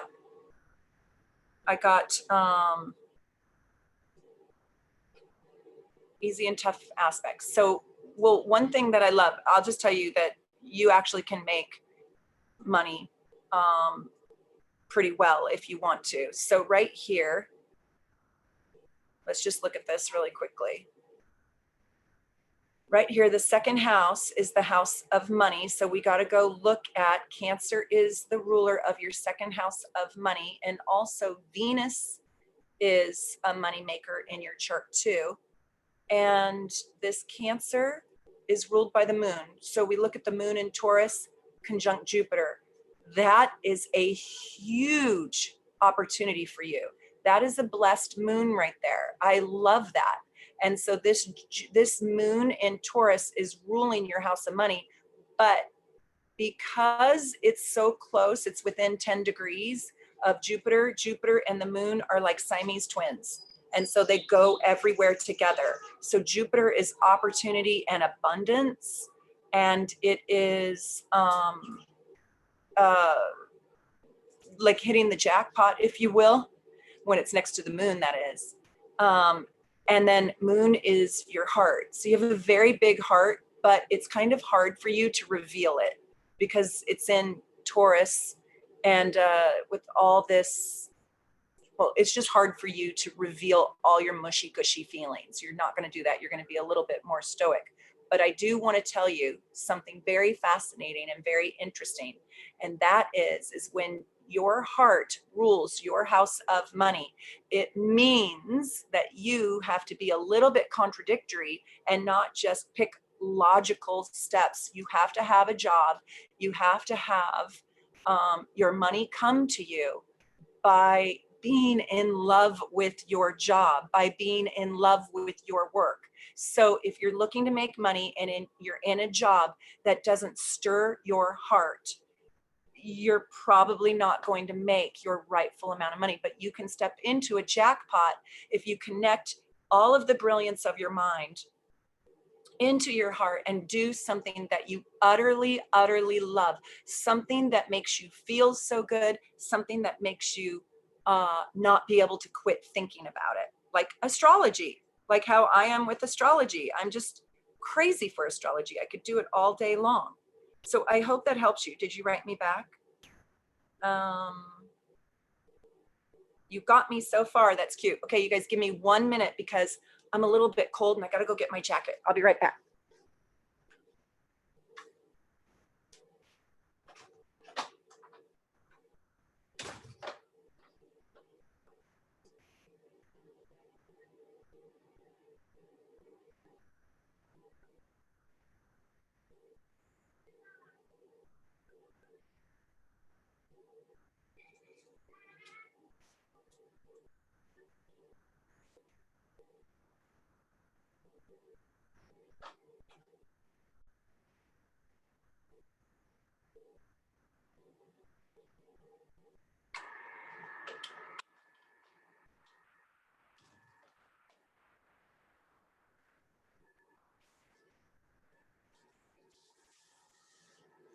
I had to get my jacket.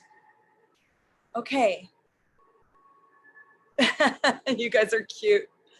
You're welcome.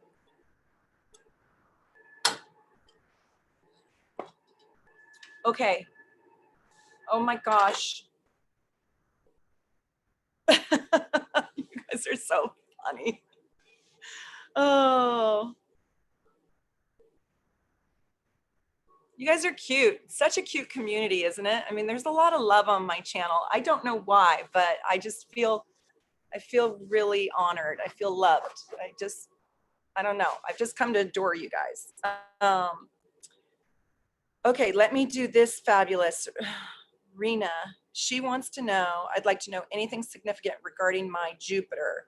I am an RN, a registered nurse from New Jersey, recovering from COVID-19. Oh my God. I love your videos and they always educate me and now comfort me. She's born 12/8/88 in Morristown, New Jersey. You're a little soulmate of mine. I'm 12/7 and I used to live in Morristown. Isn't that funny? God bless you, girl. Thank you for being a first responder, front liner, boots on the ground. And I'm so sorry that you got COVID. You say you're recovering from it. So I hope that, you're like in the clear. But I'm sure that's going to take a little bit of time. Let's put you in here. And by the way, thank you for your $20 super chat. That's like 2 beers, not just one. Why don't you guys all come out to Seattle and come do a happy hour in real time when we're allowed?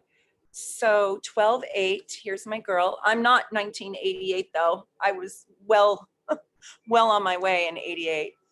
12/8/1988. Do you have your time or do you not know your time? Can you, oh, you're in the clear. Oh, good. She's recovered from COVID. Oh, everybody send her love. Oh, her boyfriend has it too. God bless you. My God. Okay, do you know what time you were born, Rena?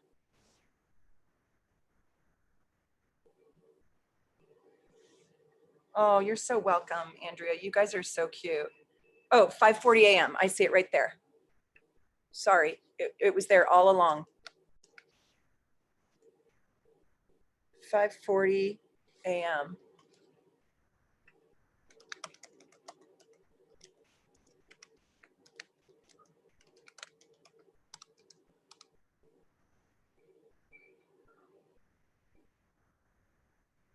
Here we go.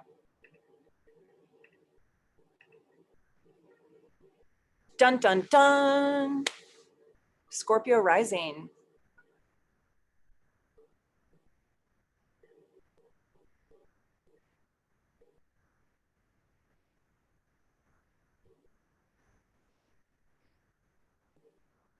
So she wants to know about Jupiter, and Jupiter is really interesting because that's her chart ruler, but she's also a new moon. But look at this new moon. This new moon is different.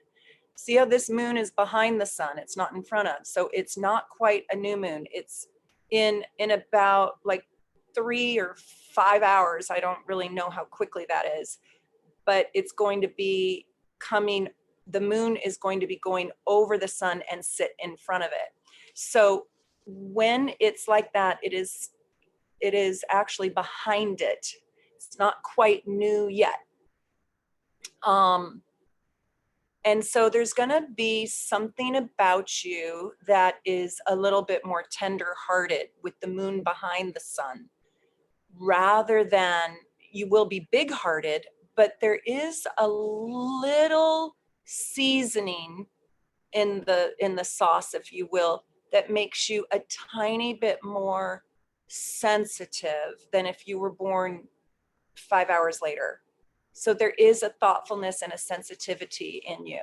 Now with Scorpio rising, death, divorce, and loss are going to be, especially with Venus conjunct Pluto in the 12th house. I'm going to be honest with you, and I know you want me to talk about your Jupiter, but there's a lot in your chart to talk about. And with your wound in the 8th house right here, and with Venus conjunct Pluto in the 12th, and Scorpio rising, this shows me that you are going to have suffering in this lifetime. You will see suffering, you will have suffered, and you will experience death or divorce or goodbyes or losses, and they will shape you, and they will be very, very important because they are teaching you the preciousness of life. And so you must have a very intense or have had a very intense life, or were born in very intense circumstances. You may have even been born into a situation that was hard, with a 27-degree Scorpio rising and Pluto in the 12th house. That could have been, well, we can talk about that later at another time.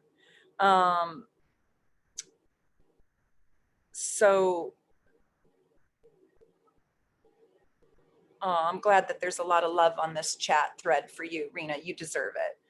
I don't want anybody to get the COVID. Oh God. Your Jupiter in Taurus in the 7th house. So this is running your show. This Jupiter is ruling your moon, your mind, Mercury.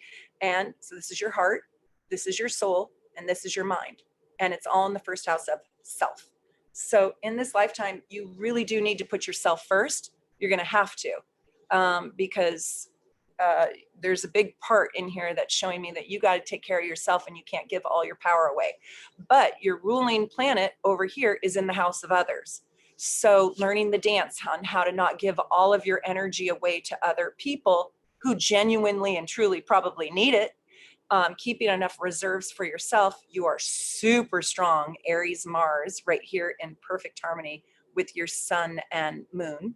And this Jupiter shows me that there's really big, glorious, good, loyal opportunities for you in friendships and relationships.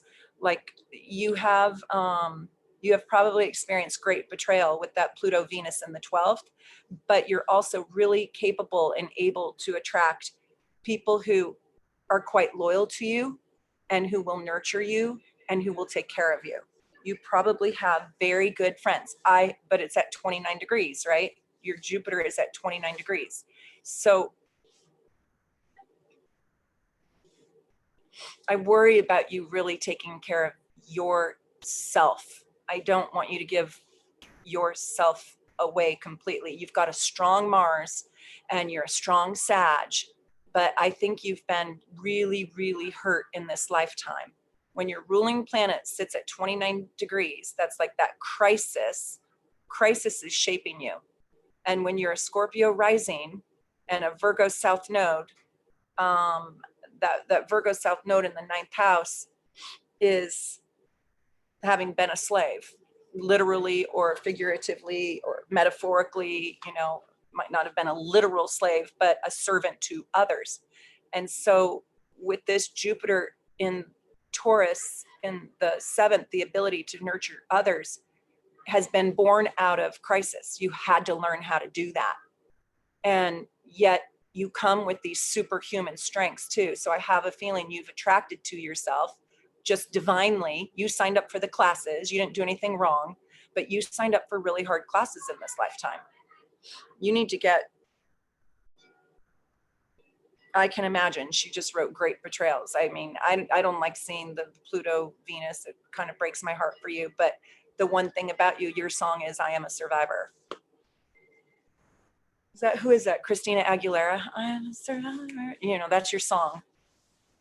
Beyonce, I forget. But you will prevail. You will conquer. You didn't get to be a triple Sagittarius, Mars and Aries for just some dumb reason, right? You got that chart signature so you could survive the rest.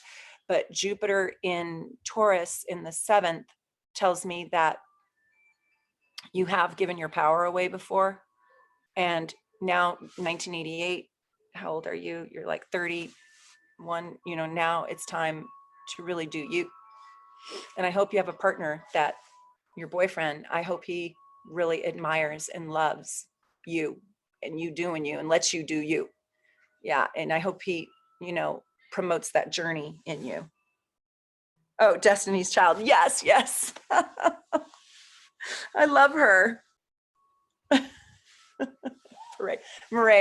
Meredith is so great. Stay with me. Don't ever leave me, Meredith. I need you. I need you.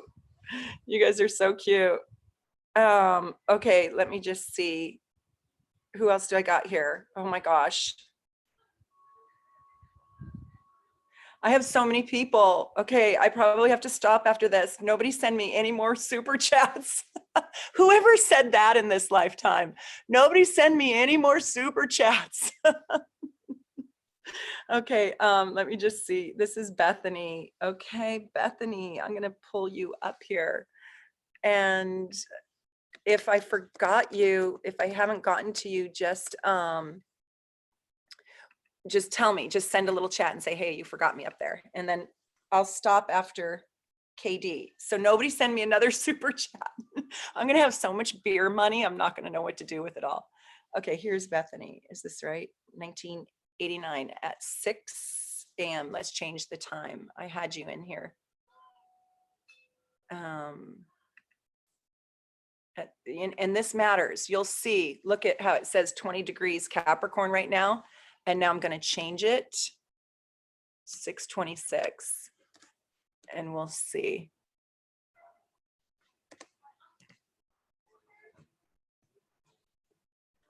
Okay, here we go. And it's 28 degrees. She says, why do I have trouble finding romantic interests and relationships? Friendships come easily, but not love. Well, you're an Aquarius.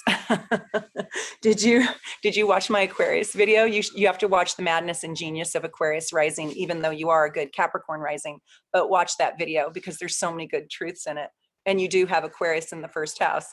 And I often say that, you know, kind of teasing you, I can see you have a sense of humor, that, you know, it's really easy to attract the mailman, and it's, you know, they're friends with like everybody in the world, and anybody in the grocery store is their new best friend, but really hard for Aquarians to do intimacy. I know you can do it because you got your moon here and it's really important to you, plus your Venus rising. So you must have the most gorgeous, do you have the most gorgeous translucent blue eyes? And do you get dimples too? Like if you get the Tahitian blue eyes and the dimples, that's really not fair.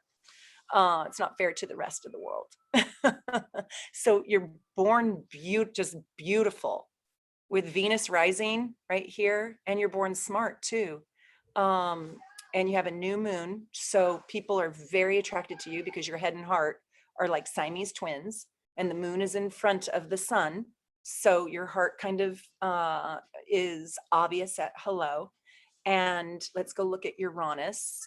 We need to go look at Uranus to see what's happening. And it's in Capricorn, and it's right smack on the 12th house door. It's in the 11th, but it's right there knocking at the 12th house door. And remember, the 12th house is what I call Harry Potter's invisible cloak. So it's energy that is hard to find. It's hard to see. It's hard to get noticed. So that's your chart ruler. So think of it this way. If you have a generator that is fueling your entire house, filled with electricity and lights turn on, but the generator is where you're getting the source of power. Well, that generator is Uranus, and it's fueling all of this. It's fueling your love and attraction. It's fueling your sun sign. That's your identity and your heart. And that generator is sort of in the basement. So it's like it doesn't get enough fuel sometimes. So you need to nudge fate along. And really, you're a very powerful manifester. I know you are. And you have tons of friends right here. And I can see that you're just lovely. I mean, just absolutely lovely. Lovely at hello, love, interesting to listen to, beautiful to look at, fun to be around. Mars and Taurus in the third, you must really understand how to make people comfortable. I mean, so likable. I have a feeling that with the sun in the first house, not a lot of people really rock your world. You know, I have a feeling that a lot of people disappoint you, and they really rock your world. Brown eyes, no dimples, haha. Okay, thank God you got the brown eyes. I'm just teasing you, but that's the Capricorn. But I was just wondering, with Venus so close, usually the eyes, and I don't know if you're blonde or not, but you and watch my Aquarius rising video, I talk about how the eyes and the skin, or the eyes and the hair, are contrasting. So if you're dark, you usually get light eyes, or if you're light, you get dark eyes sometimes. But oftentimes you get those like blue eyes, and the eyes, you can just drink them in. Now you are a Capricorn rising, so your rising sign is literally what your face will look like. It's what your body will look like. My family's like, wow, how are you doing? Are you alive? I'm like, yes, I'm great. Anyways, you're going to come to my Saturday night party, so we'll talk more about this, but you have an awesome chart. You have a great chart. Okay, I'm reading all these. I want to do KD. Is she still with me? Are you still with me, KD? Let's see. Okay, hold on one second. Who's still with me? I got people. KD. All right, here we go. Are you guys learning a lot? I hope you are. January 19th, 1982. You guys make me feel like blowing off my workout. Just doing astrology. My neighbors probably love me. They're getting astrology readings. They're getting to hear all of them. January 19th, 1982, 6 p.m. You know, I always am a little skeptical when somebody says they're born right smack on the hour. Kind of feel like they're rounding up on me. And then every minute matters. So hopefully this time is right. San Fernando.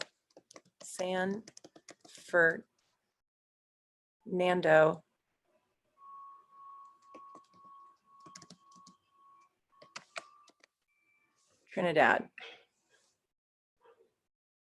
How fun. I don't know if it's because it's the way the world works today, or if it's because I am a Sagittarius, that I have such a international, eclectic group of people. So fun. Like, did you notice not one person from Seattle? Well, that's not true. I've got them on here, but most of you super chatters are from farther away places. Oh my gosh. Okay, so she's born on the 29th degree as well. And not only is she, okay, so I just have to tell you, KD, you have got to know your birth time. Like, it has to be exact. And I say that because the birth time creates the front door to the chart. It shows me where the horizon was at the time you were born. You already have a 29-degree sun sign. I don't want to give you a 29-degree rising and a 29-degree descendant also, if it's not true. And at 6 p.m., even at 6:04, that will change. So I don't want to read this as a 29-degree Cancer until you really swear to me that the doctor said 6. It's just so rare, right? It's so rare to be born on an exact minute.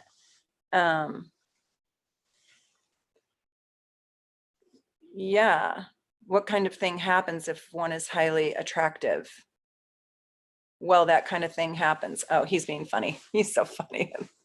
JH. Okay, so back to KD. I was wondering if she was talking to me. She might not even be here. Is she here? Maybe. Maybe she has to come back and watch it.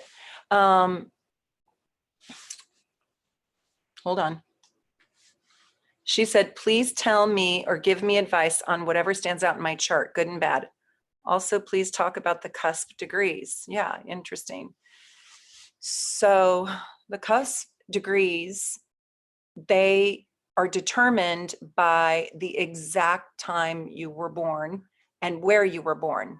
And so they show me, they slice up the constellations for me. So you can see that she's born at 29 degrees 12 of Cancer. So she only has this little slice of her front door that's Cancer, and the rest is Leo. And so then her second house cusp is Leo. And then the third house cusp down here is 27 degrees Virgo. Then her fourth house cusp is 29. So a lot of her doorways, and then she goes into 0 degrees, 0 degrees, 29 degrees, 26. A lot of her doorways are 29 degrees. And so they only have less than a degree of energy in that sandbox, in that slice of the pie. So she also is repeating her life with her life lessons. It's not going to be, she's not going to look the same. She might have done a gender swap. By the way, Cancer Capricorns, especially on the nodal axis, when you've had a nodal axis, if you've got your south node in Capricorn, you're going to always have your north node in the opposite sign, which is Cancer in this case. I often find that these people have done a gender swap in this lifetime. So if they're females in this lifetime, they were most likely males in their last lifetime. And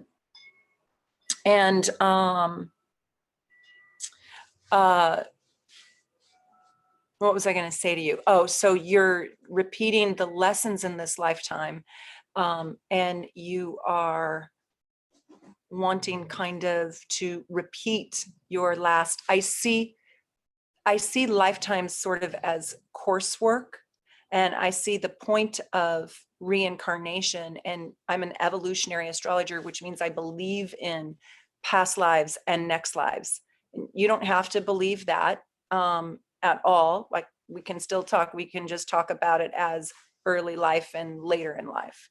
But what I wanted to say is that whatever lessons you learned in your last lifetime, there's a part of you that feels like you want to learn many of them again in this lifetime.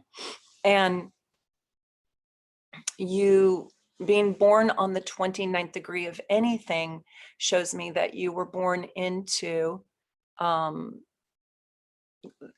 you were born at the moment of crisis. It's a crisis degree. So you will grow yourself out of crises. You will grow yourself out of being challenged. You will grow yourself out of tension. You will grow yourself having to climb yourself out of the well that you got dropped down into. You will have to work very hard in your lifetime because, one, your soul just demands it. It would be very hard with this chart for you to just half-ass life, because if you do, there's a feeling inside of you that I won't survive it. So hard work is like the name of your game.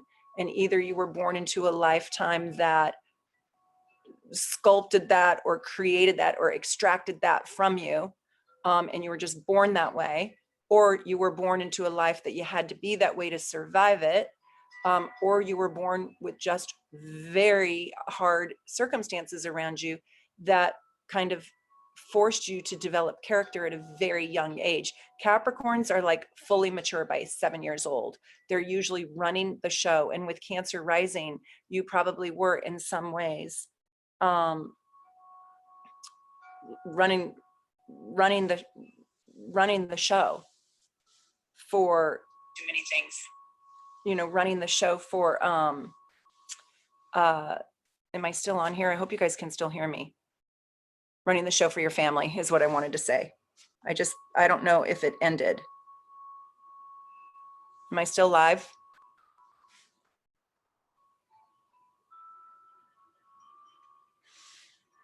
Do you guys still see me? Will somebody write to me? JH, write to me. Yeah. Okay, good. You can hear you. Thank you, thank you, thank you. You guys are cute. You're still live. Yeah. Okay. Thank you. Oh, you guys are so awesome. Okay, so I didn't get anything from her though. So I'm going to go on to my next because I think she probably had to drop off and she'll probably have to go watch this in hindsight. So let me just see. I've got Gerard here, Hardigan from New Zealand. He wants to know about career, 6/25/1999. Are you still here? Because you super chatted me. In New Zealand money. Ooh. What am I going to do with my New Zealand dollars? I know it transfers, but that's fun. Okay.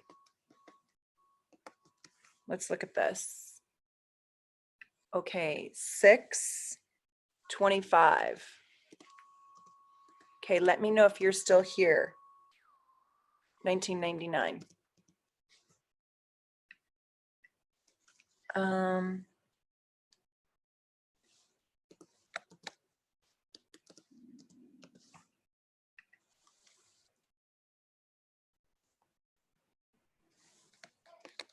In Auckland. I love the New Zealand Prime Minister. I think she's amazing. She's very inspiring. I would like to be her. I would like to do her chart. I think I looked at her. Is she an Aries? I don't remember, but I really love her. So I don't know if I pronounced it Jared or Gerard. June 25th, 1999 at 8:38 p.m. He wants me to look at his Mercury and talk about his career. Oh, he's here. Yay, yippee. Do you live in New Zealand right now? Are you in Auckland? Okay, so look at this, intense. So I love your Mercury. It's awesome. And it's in the 6th house. So it's like intuitive and logical. And you're kind of a blend of, it's very interesting. So you're an Aquarius rising, and that's not a simple thing being a Cancer. And so you're very deeply feeling. You've got a Cancer sun, and then in your 10th house, you've got this glorious Scorpio with a Scorpio moon. And then your Mercury is in Cancer as well. So Cancers and Scorpios are very attached. You know, they're attached to their own opinions. They're attached to their feelings. They're attached. They're attachers. But with Aquarius rising, that's detached, and that's very logical and very cerebral. So yeah, a lot of squares for him. Yes, it is. Well, this is a quincunx, right? And he's got a lot of, and then this is another interesting thing. Your Mars actually goes really well with your Aquarius, and your moon goes really well with your sun. You're kind of a very unique 10-layer cake. Your Mercury is square to Aries in Jupiter. So this is what I would say about your Mercury. You were asking me about Mercury. It's kind of important that you create a routine, even though there's a part of you that really doesn't like routines as well. Because your mind is in the house of Virgo, you need to be pretty organized. There's also a little bit of a performer quality in you if you're not too shy to be one. And if it's not a performer quality, then there's something around the arts, or there's an artistic and intuitive side, along with your logic, your intelligence, and your strategic thinking. and learning to blend the two is really important for you. You would be somebody who would be, let's say, a great doctor because you could be detached, but yet if you were working with patients, there's a love and a care and a concern and nurturing quality. The 6th house is the house of perfectionism. You don't like making mistakes. The 5th house is a bit of a performer, right? So you have to maybe in your job play a role. And then look at this 10th house in Scorpio. There's something about death and transformation and not being afraid to see the dark side. You'd also be really good at doing some research, some investigation, being a detective of sorts. But your chart is fascinating. I would love to know what it is that you do. And with your career, your moon rules your 10th house. And then Cancer is the 6th house. Cancer is your daily work, how you show up for work. I mean, me sitting here with you right now is my 6th house, might be my 10th house too, because the 10th house is your career or your legacy that you leave behind. And the moon is playing a role in both of those places. So you have to love your work. And I know you're highly intelligent and you've got a real logical side to you, past life in Aquarius, Aquarius rising, and that's good. But you have to go way beyond that. And you have to be willing to step into work that requires intuition and work that you love to do. Why? Your heart, your moon in Scorpio is kind of running the show of your daily work and the legacy and the great work that you're doing in life. You must be quite a loving person. But you have to love your job. Okay, so let me just see if I got, there was remaining embers, death before, oh my gosh, I got all these to do. Whoa, these are all the super chats. Oh, I love you. You're so sweet. Okay, remaining embers. Did I not do you? Thank you for helping me. Okay, hold on. I'm finding you. I'm so sorry. There's Bia. I'm going to get to her. 112. There's Kristen, Atlantic. Death before disloyal. Okay, I'll read yours and then remaining numbers. Let me do remaining numbers. Did I already do her? No, I didn't do it.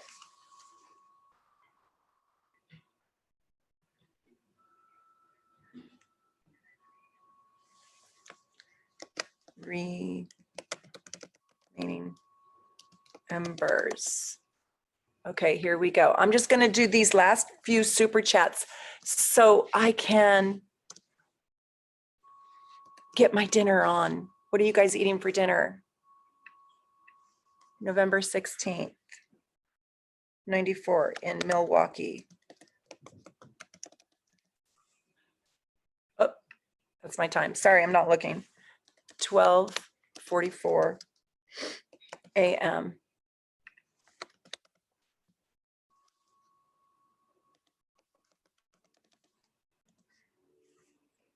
Here we go.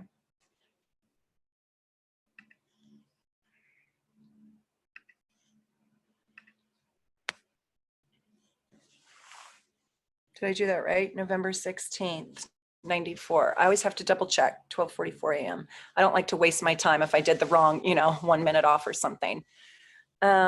She writes, my rising ruler and the ruler of my sun are in the same place. So what she's saying is the rising right here, her rising sign ruler, that would be Mercury, and the ruler of my sun,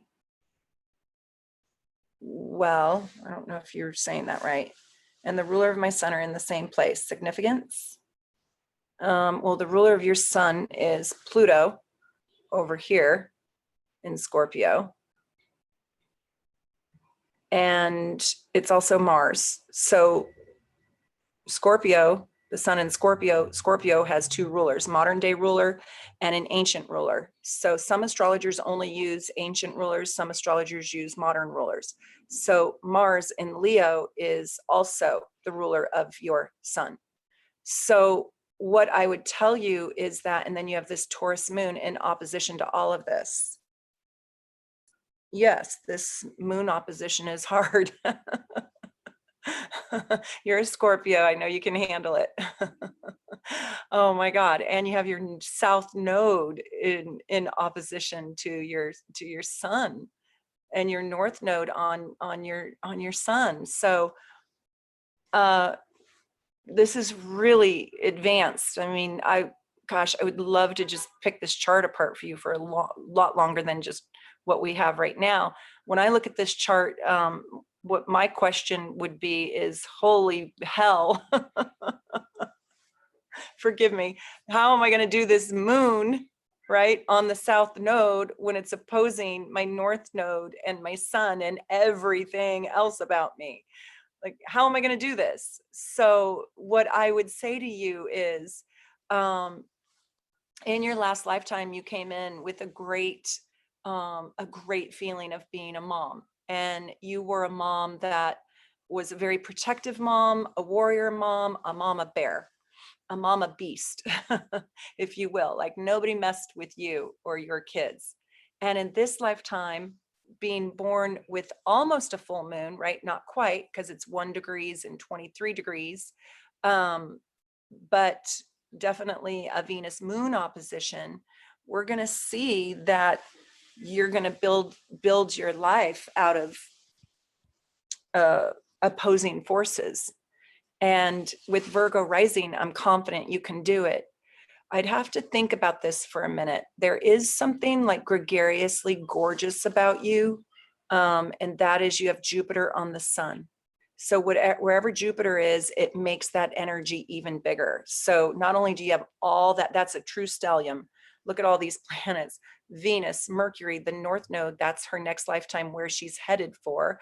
Her sun, her Jupiter, this is Juno, the asteroid, and this is Pluto. So with all of this in the house, the third house of Gemini, that's the house of communication and thinking and the mental process and learning, there's this voracious appetite for you to understand the occult, for you to understand the taboo, for you to understand that which we cannot see, that which is below the surface. There's a piece of you that wants to understand all the secrets to life, and then integrate them into the world, and probably publish a book or publish an article on the truth, the truth about life, the truth about the world, the truth about beliefs and values. You would be a great person who had to do like,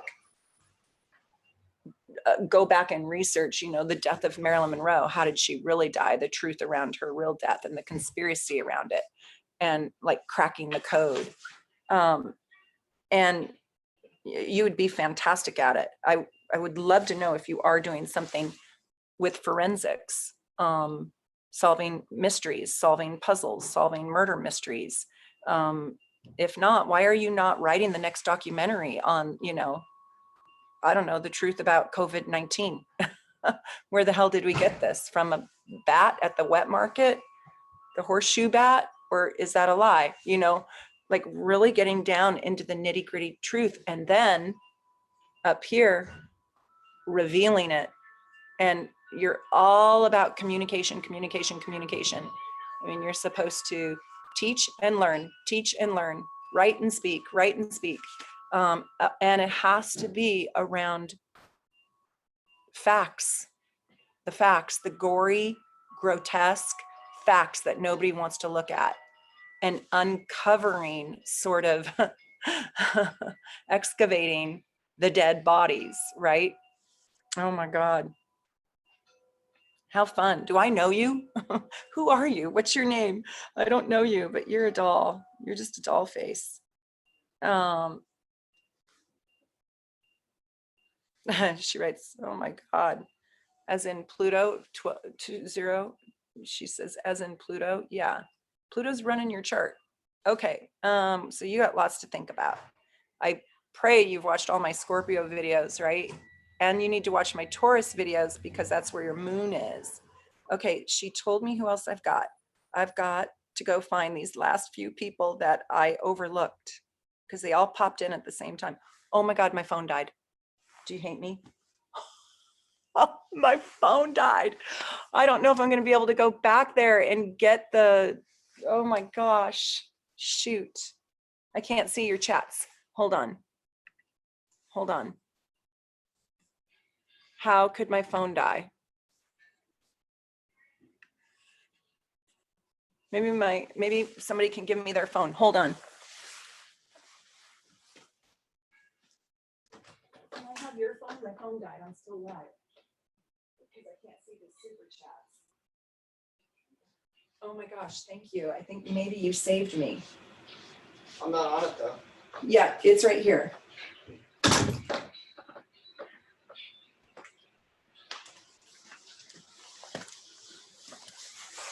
My love gave me his phone. I'm back. Oh my gosh. Is that terrible? That was awful. My phone never dies. I have to figure out how to get back to you though. Hold on.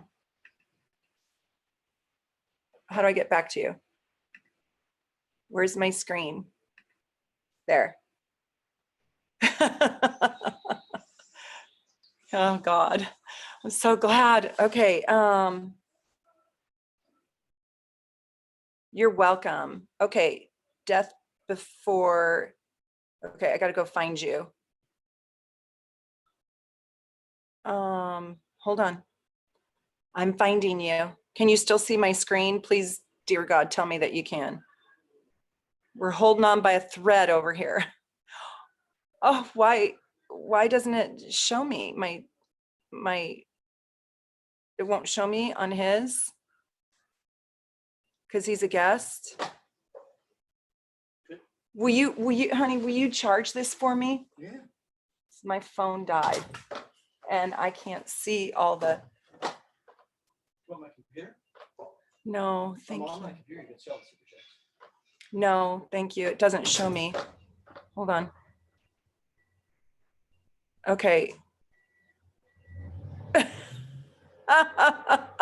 Death before disloyal is so funny. She really died because she was going to expose the existence of extraterrestrials through a phone conversation she heard while laying up under JFK. Thank you. But no, I don't do forensics, but I'm big on writing. I loved hearing your words. Yeah, but you could do forensics and it could be like creative forensics. Okay, who do I owe a reading for? You're so cute. Thank you, Kelly. Okay, yeah, thank you, Death Be Disloyal. Thank you for giving me your information again. And then I think I'm gonna do Bev's and then, is that all? God, I don't know if that's all. So thank you for your patience. Okay, hold on. Okay, here we go. We're gonna do this one. William Giovanni. William Giovanni. I don't know why I'm laughing, but it's fun. Smith, it's funny. And Mr. Smith, okay, come on down, William, February 10th, 2/10/1994. I love it. In Berkeley. Oh. What time? You're not going to give me a time? Oh my God, I don't get a time with you, Mr. Smith? I have to do 12 noon.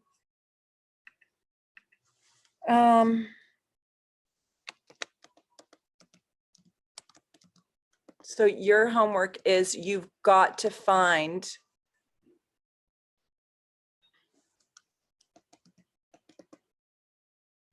you have got to promise me that you're going to look into getting your birth time if you don't have it, because now you know me. Let's see. Oh, thank you. Remaining embers copied and pasted. I love you.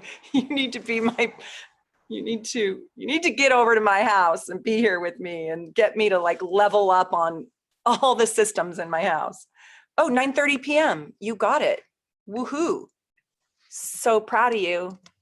I tell my friends and family, they cannot know me and not know their birth time. It's an illegal foul. And I can help people resurrect their birthdays too if they want. What the heck?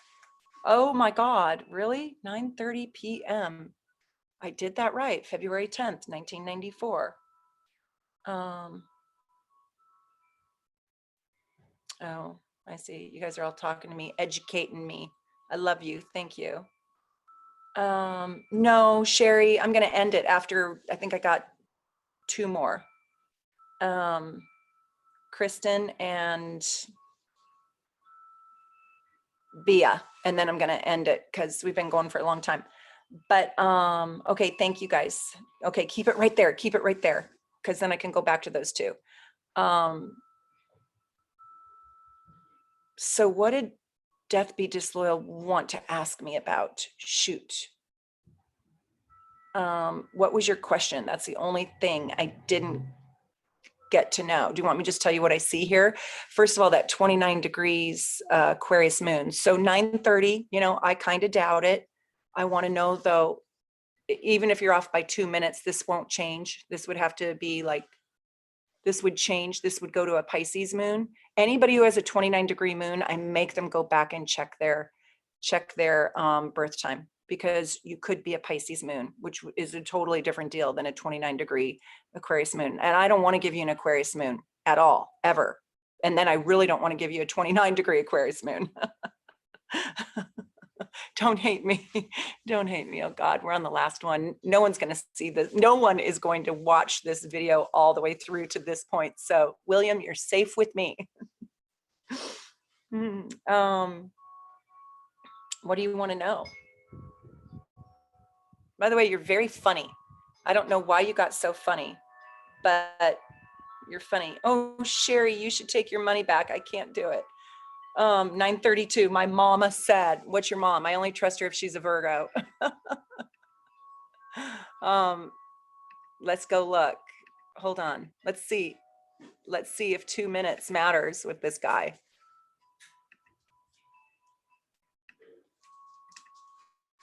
Is your mom a Virgo?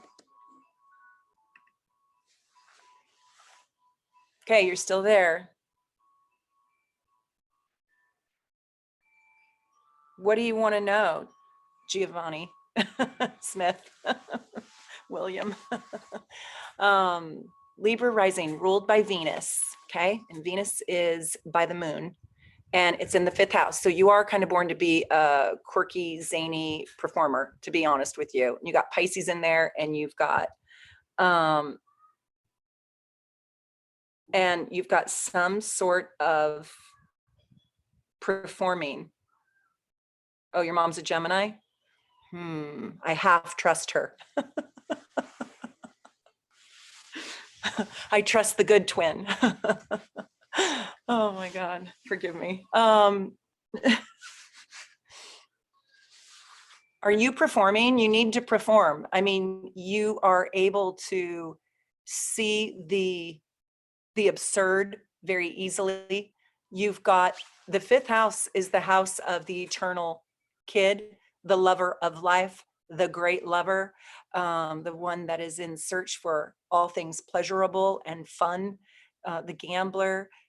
They are magnetic and confident. You're born a pretty confident person, even though you got that 29 degree Aquarius moon. You know, it works, it kind of works better because you are an Aquarian, and so it's a new moon. So that's helpful to you. And Venus is like your cheese in your cheese sandwich. Do you see that? You got Venus is the cheese in the cheese sandwich. So there's a real sweetness to you.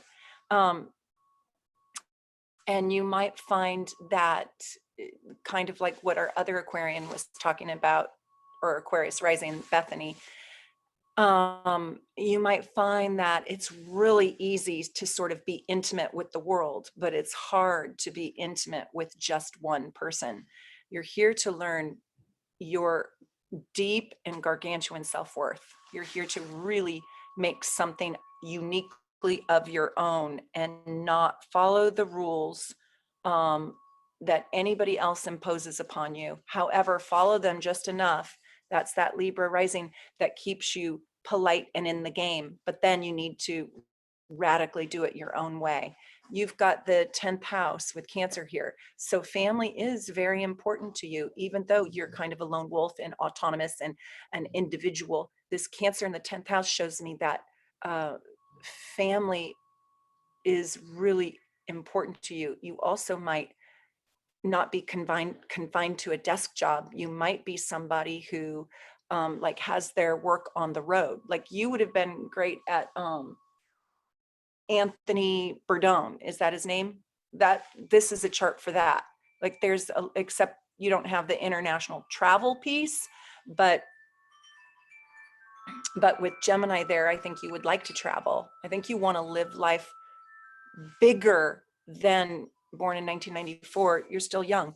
You probably want to live life bigger than most people, kind of in a radical way. What do you do for a living? What do you want to do? Yeah, his midhaven is in Cancer. So your work needs to really touch the lives of other people. But see, you got to think about this. Your midhaven, this is your career, this is your legacy. Okay. This is like your great works. I call it Beethoven's house because it's where, you know, in 750 years from now, are we still going to be listening to, you know, William Giovanni's music? And yes, we are. And he is born a creative. This is the house of the performer, the actor.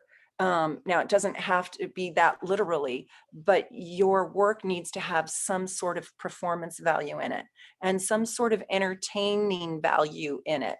And it needs to resonate in your heart and in your truth. Did you watch my Aquarius videos? Please tell me yes.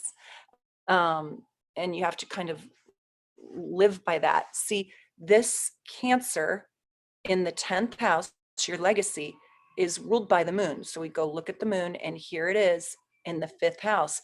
And so it wants to be a little larger than it is. And with Libra rising, this Venus in Aquarius is running your chart.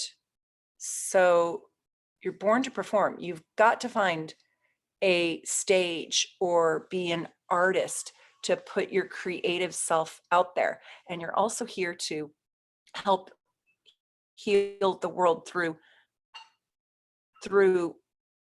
sharing perspective, growing the minds of other people, through nurturing others and love, and through the art of diplomacy.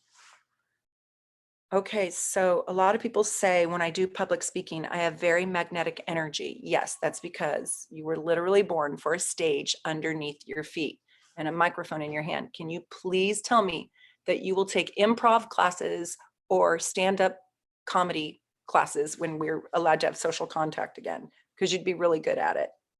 Yes, you could also do your own cooking show for kids. Well, he has that South Node in Taurus, so you probably would be a fair, you know, Aquariuses are not really good cooks unless they can make up their own recipes. Remaining numbers, I'm hiring you. I'm hiring you tonight to come be my manager.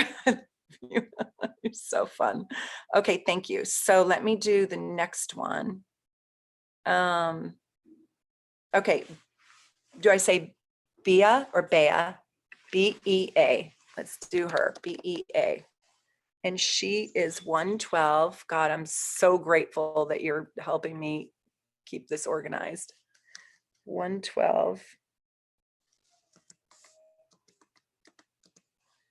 1966, 1996.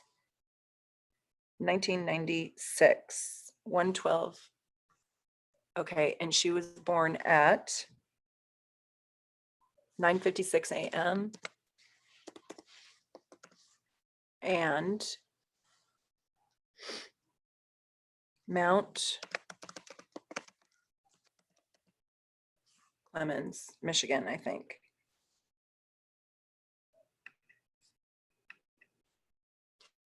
And she wants to know,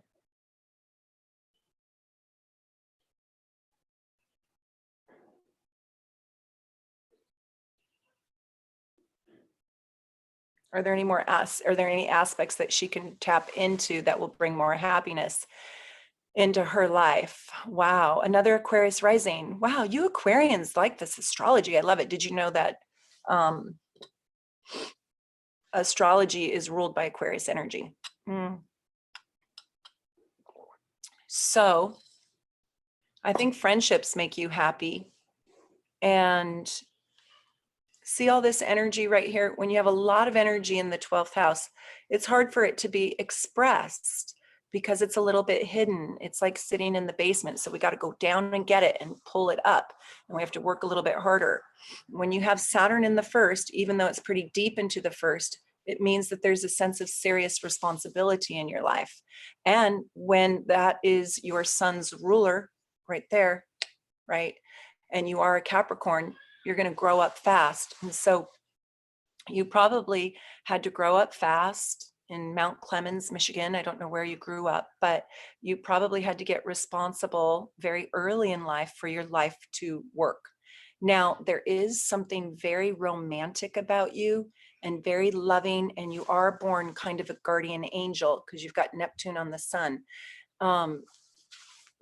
And with Neptune on the sun, there's some sort of creativity. Creativity just means you are creating.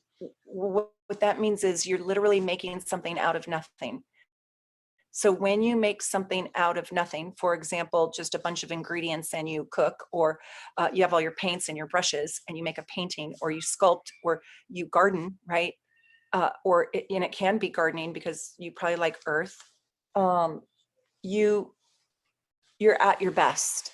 So when you're creating something that is your own, something that has your unique signature or stamp on it, you're in your best, highest form and best, highest self. Let's see. So, oh, B, her name is just B, not Bia. So the other thing I want to tell you is that this heart of yours wants to heal, and it's going to heal through an intimate relationship and somebody who is really worthy of you.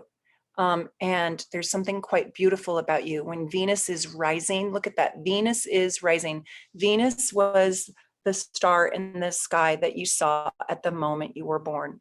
And when Venus is rising, this is somebody who is just beautiful, born beautiful with tact and grace and charm. And you probably ooze all sweet things and all good things. And then you have a gorgeous Libra moon in the 7th house. And then you have a sun in the 11th house, which is groups and organizations. So learning to hold on to your own energy and learning how to serve yourself, like your own company, will be a big part of your theme. But what I want to tell you is don't be afraid to be silly. And you don't have a lot of silliness in your chart, but silly, happy, goofy, and creative, while those things might not sound exactly like your life with all that Capricorn, responsibility has been the name of the game, being well-mannered. But see, that Aquarius in you wants to rebel. So I don't know if you've ever gotten but it's buried. The rebel in you is buried. So I kind of want to invite you to break the rules a little bit, crack the egg open, break out, bust out with that Neptune on the sun. Find the artist in you, find the soulful artist that, just gets in her VW van and travels the world. And don't be afraid to step out of, letting loose and being silly. Exactly. That's where you're going to find your happiness. So you are a Benjamin Buttons of the zodiac. So you're going to be like fully mature by 7 years old. And then each year after that, you're going to get younger and younger. And by the time you're my age, you're going to be one big giant goofball. you're going to be as silly as you get, because you're going to get younger as you age. But I think you have had heartbreak in your life. You can't have that much in the 12th house and moon with Chiron in the 7th and an Aries past life without having some battle scars. But forgiveness is the key. And it is the key in your chart, because after forgiveness, you can then find the joy. So who do you need to forgive? And you might even feel that it's your own self. I could spend a long time on this chart, but I gotta go because my stomach's growling. Okay, let's see. Aw, I love that you guys support each other. You guys are so sweet. I'm reading the comments. So stinking sweet. Andre Morales says, B, you've just got to dig in. Isn't that the truth? Find that artist in you, find that silly side in you. And you can even do a kind of art that's like, you should go one night or bring it to your house, karaoke, or do a dance off party for real. You need movement in your life for sure, because you got Mars conjunct Uranus, but it's in the 12th, right? So it's hidden, but there's a part of your body that really wants to move. You got to go take Zumba. You have to do anything that makes you laugh. Okay, I got to go back up here, and Remaining Embers told me that she cut and pasted my people. Okay, I think this is Andre. What does Pluto in the 4th house mean for me? Andre.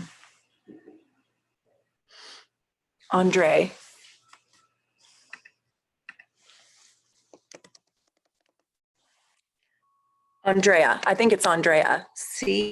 Cuevas. Okay. Bear with me. You guys are so great. Holding on.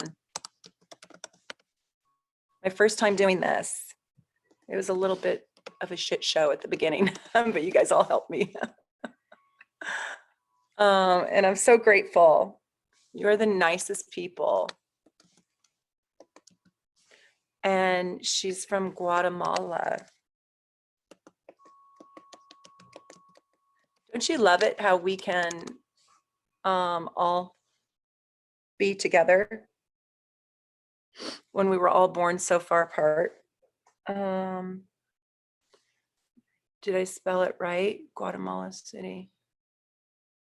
Oh, right here. Okay. Andrea. Oh, a Pisces moon. Look at that. Glory, glory. Wow. So a gorgeous 10th house sun. Did I do this right? I don't want to compliment all this and be wrong on the time. 11:20 a.m. Yep, I did it right. So you have, well, I'm not surprised you're asking about love, because your chart is love, love, love. So this moon, this Pisces moon rules your chart, and it's in the 8th house. So it's very deep. You feel very deeply. You're like one of the most sensitive souls probably that you've ever known. And you've probably had very serious loss in your life. Okay, I'll do Kristen next. Thank you.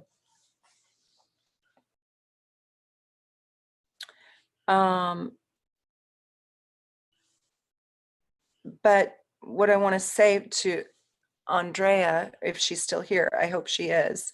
Let me know if you're still here, Andrea.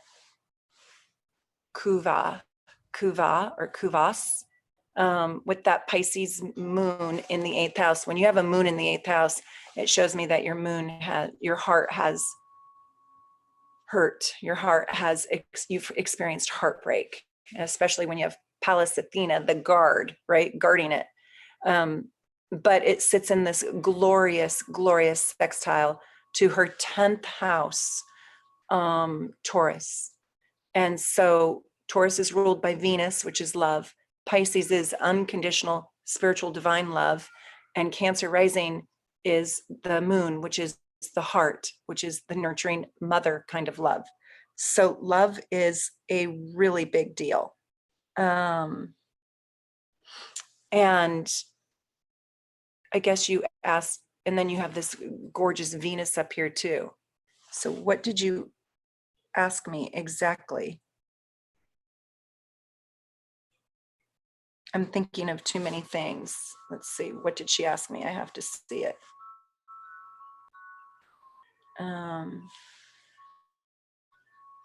Oh, Pluto in the fourth. All that, and she wants to know about Pluto in the fourth. I'm teasing you. Let's see, Pluto in the fourth at 0 degrees. Okay, so the 0 degrees means like highly potent Plutonian energy, which we kind of already know that because your chart ruler, the moon, is in the 8th house, which is scorpionic energy. And then you have Pluto, Scorpio at 0 degrees in the fourth. I like it because it goes well with your moon, but it sits in opposition to the sun. So deep transformational, you have a deep transformational story in your life, and it's probably come through some sort of struggle with your family. So my question, with Saturn, Mars, and Pluto in the 4th house, and it's all opposing your sun, did you have to leave your family? Did your family leave you? Were you abandoned? Were you, that's very transformative and dark and deep and maybe even painful and harsh early childhood. And you were born in 84. So with the moon, with the sun opposing it, I hope that you escaped the harsh realities that may have found you early in life. And it shows me that you've sort of earned your badge of honor. There's a great loyalty to your family. But I feel like Pluto in the 4th is asking you to also transform the concept of family. So you might do family very, very differently than how it was given to you. You might raise your own kids in a way that was opposite. That's your sun opposing this 4th house and Pluto at 0 degrees. So Pluto is where it's the psychological wound that we carry, and that's in your house of heritage, family, roots. So yeah, okay, thank you. So let me do Kristen's, and then I have to end. Oh my God, we're going on 3 hours. Okay, Kristen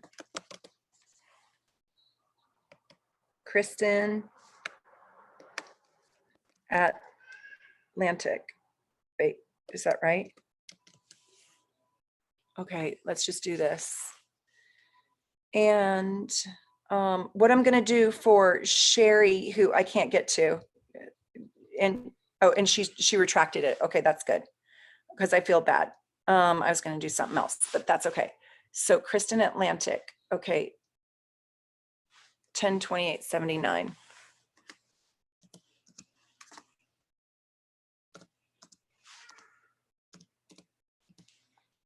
10/28/79. 6/10.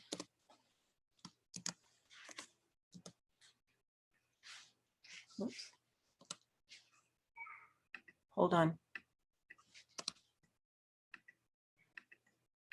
What the heck? It won't let me move. Okay, I have to do this.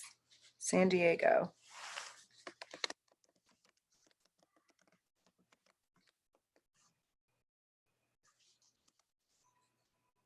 And I have to edit this.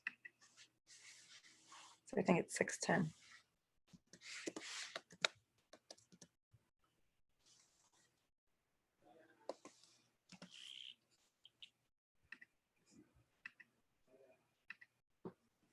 Dun, dun, dun. Scorpio, Scorpio rising, Pisces past life, Aquarius moon. We've had a big Aquarius theme today, haven't we? And your sun is right smack on your rising sign. So no mask for you. She writes, I want to work for myself, but I can't settle on a field. Can you show me where I should focus based on my chart? Ooh, interesting. Well, with all that Scorpio, it has to be deep, it has to be authentic, it has to be real. And you have a square to the moon. So I don't want you to look for something. Okay, so this is going to be the thing with the square to the moon. You might, how do I say this? Don't choose something just that you like it. It has to be whatever it is you do. It has to be deeply rewarding, deeply meaningful. It has to be unique to you, and it has to have an authenticity in it. It has to have power in it, but it doesn't necessarily need to show up on the first day as something that you're madly in love with. So if you're looking for something that you're madly in love with, you're probably not going to find it. What you're going to end up loving is sort of the journey, the metamorphosis, the transformation that you experience through the process of doing your work. So like the other guy, I was like, you have to absolutely fall in love with whatever it is you choose to do. You really don't. You're going to, that piece, liking your work, is going to evolve over time based on where you're doing it, who you're doing it with, who you're working with. And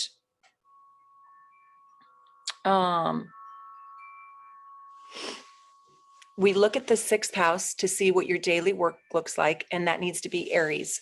So Aries is ruled by Mars up here in Leo.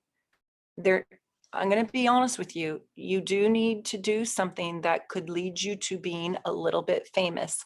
If not famous, then renowned or well known.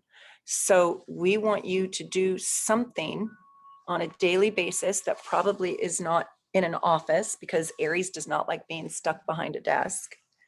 Like, you'd be a great field worker in some way, doing something out in the field or something out in the world.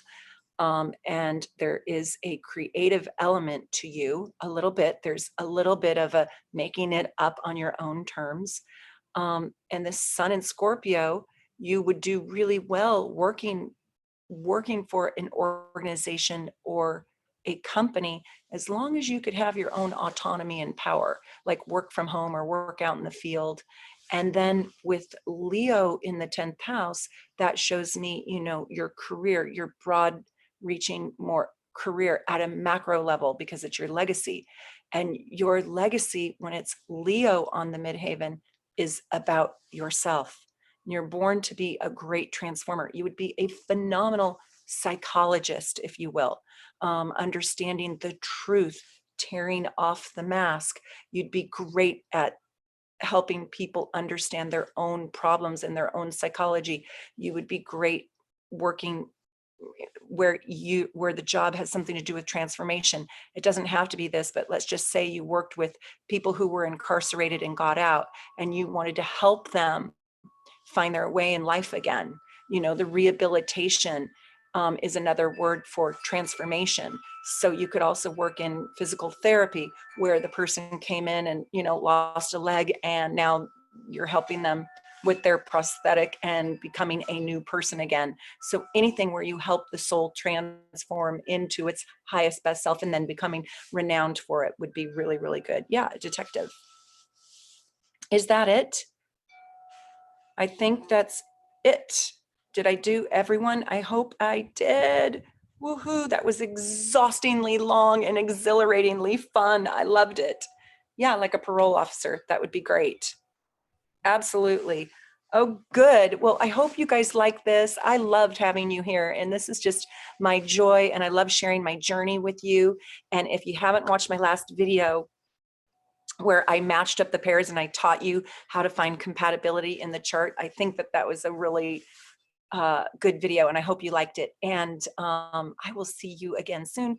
I'm going to put up an advertisement for another happy hour. I've got my very first astrology happy hour on Saturday, but I'm going to do another one. And I think my next one is a tarot card happy hour. So if you want to send me a direct message on Instagram over there at soul_navigation. And you can write to me over there and keep in touch, or you can write to me at my email at soulnavigation1111@gmail.com. I hope you're wonderful and staying healthy. And I absolutely just loved being here with you today. Thanks for helping me out. Bye with all the technical stuff. Take care. Bye for now. We'll see you later.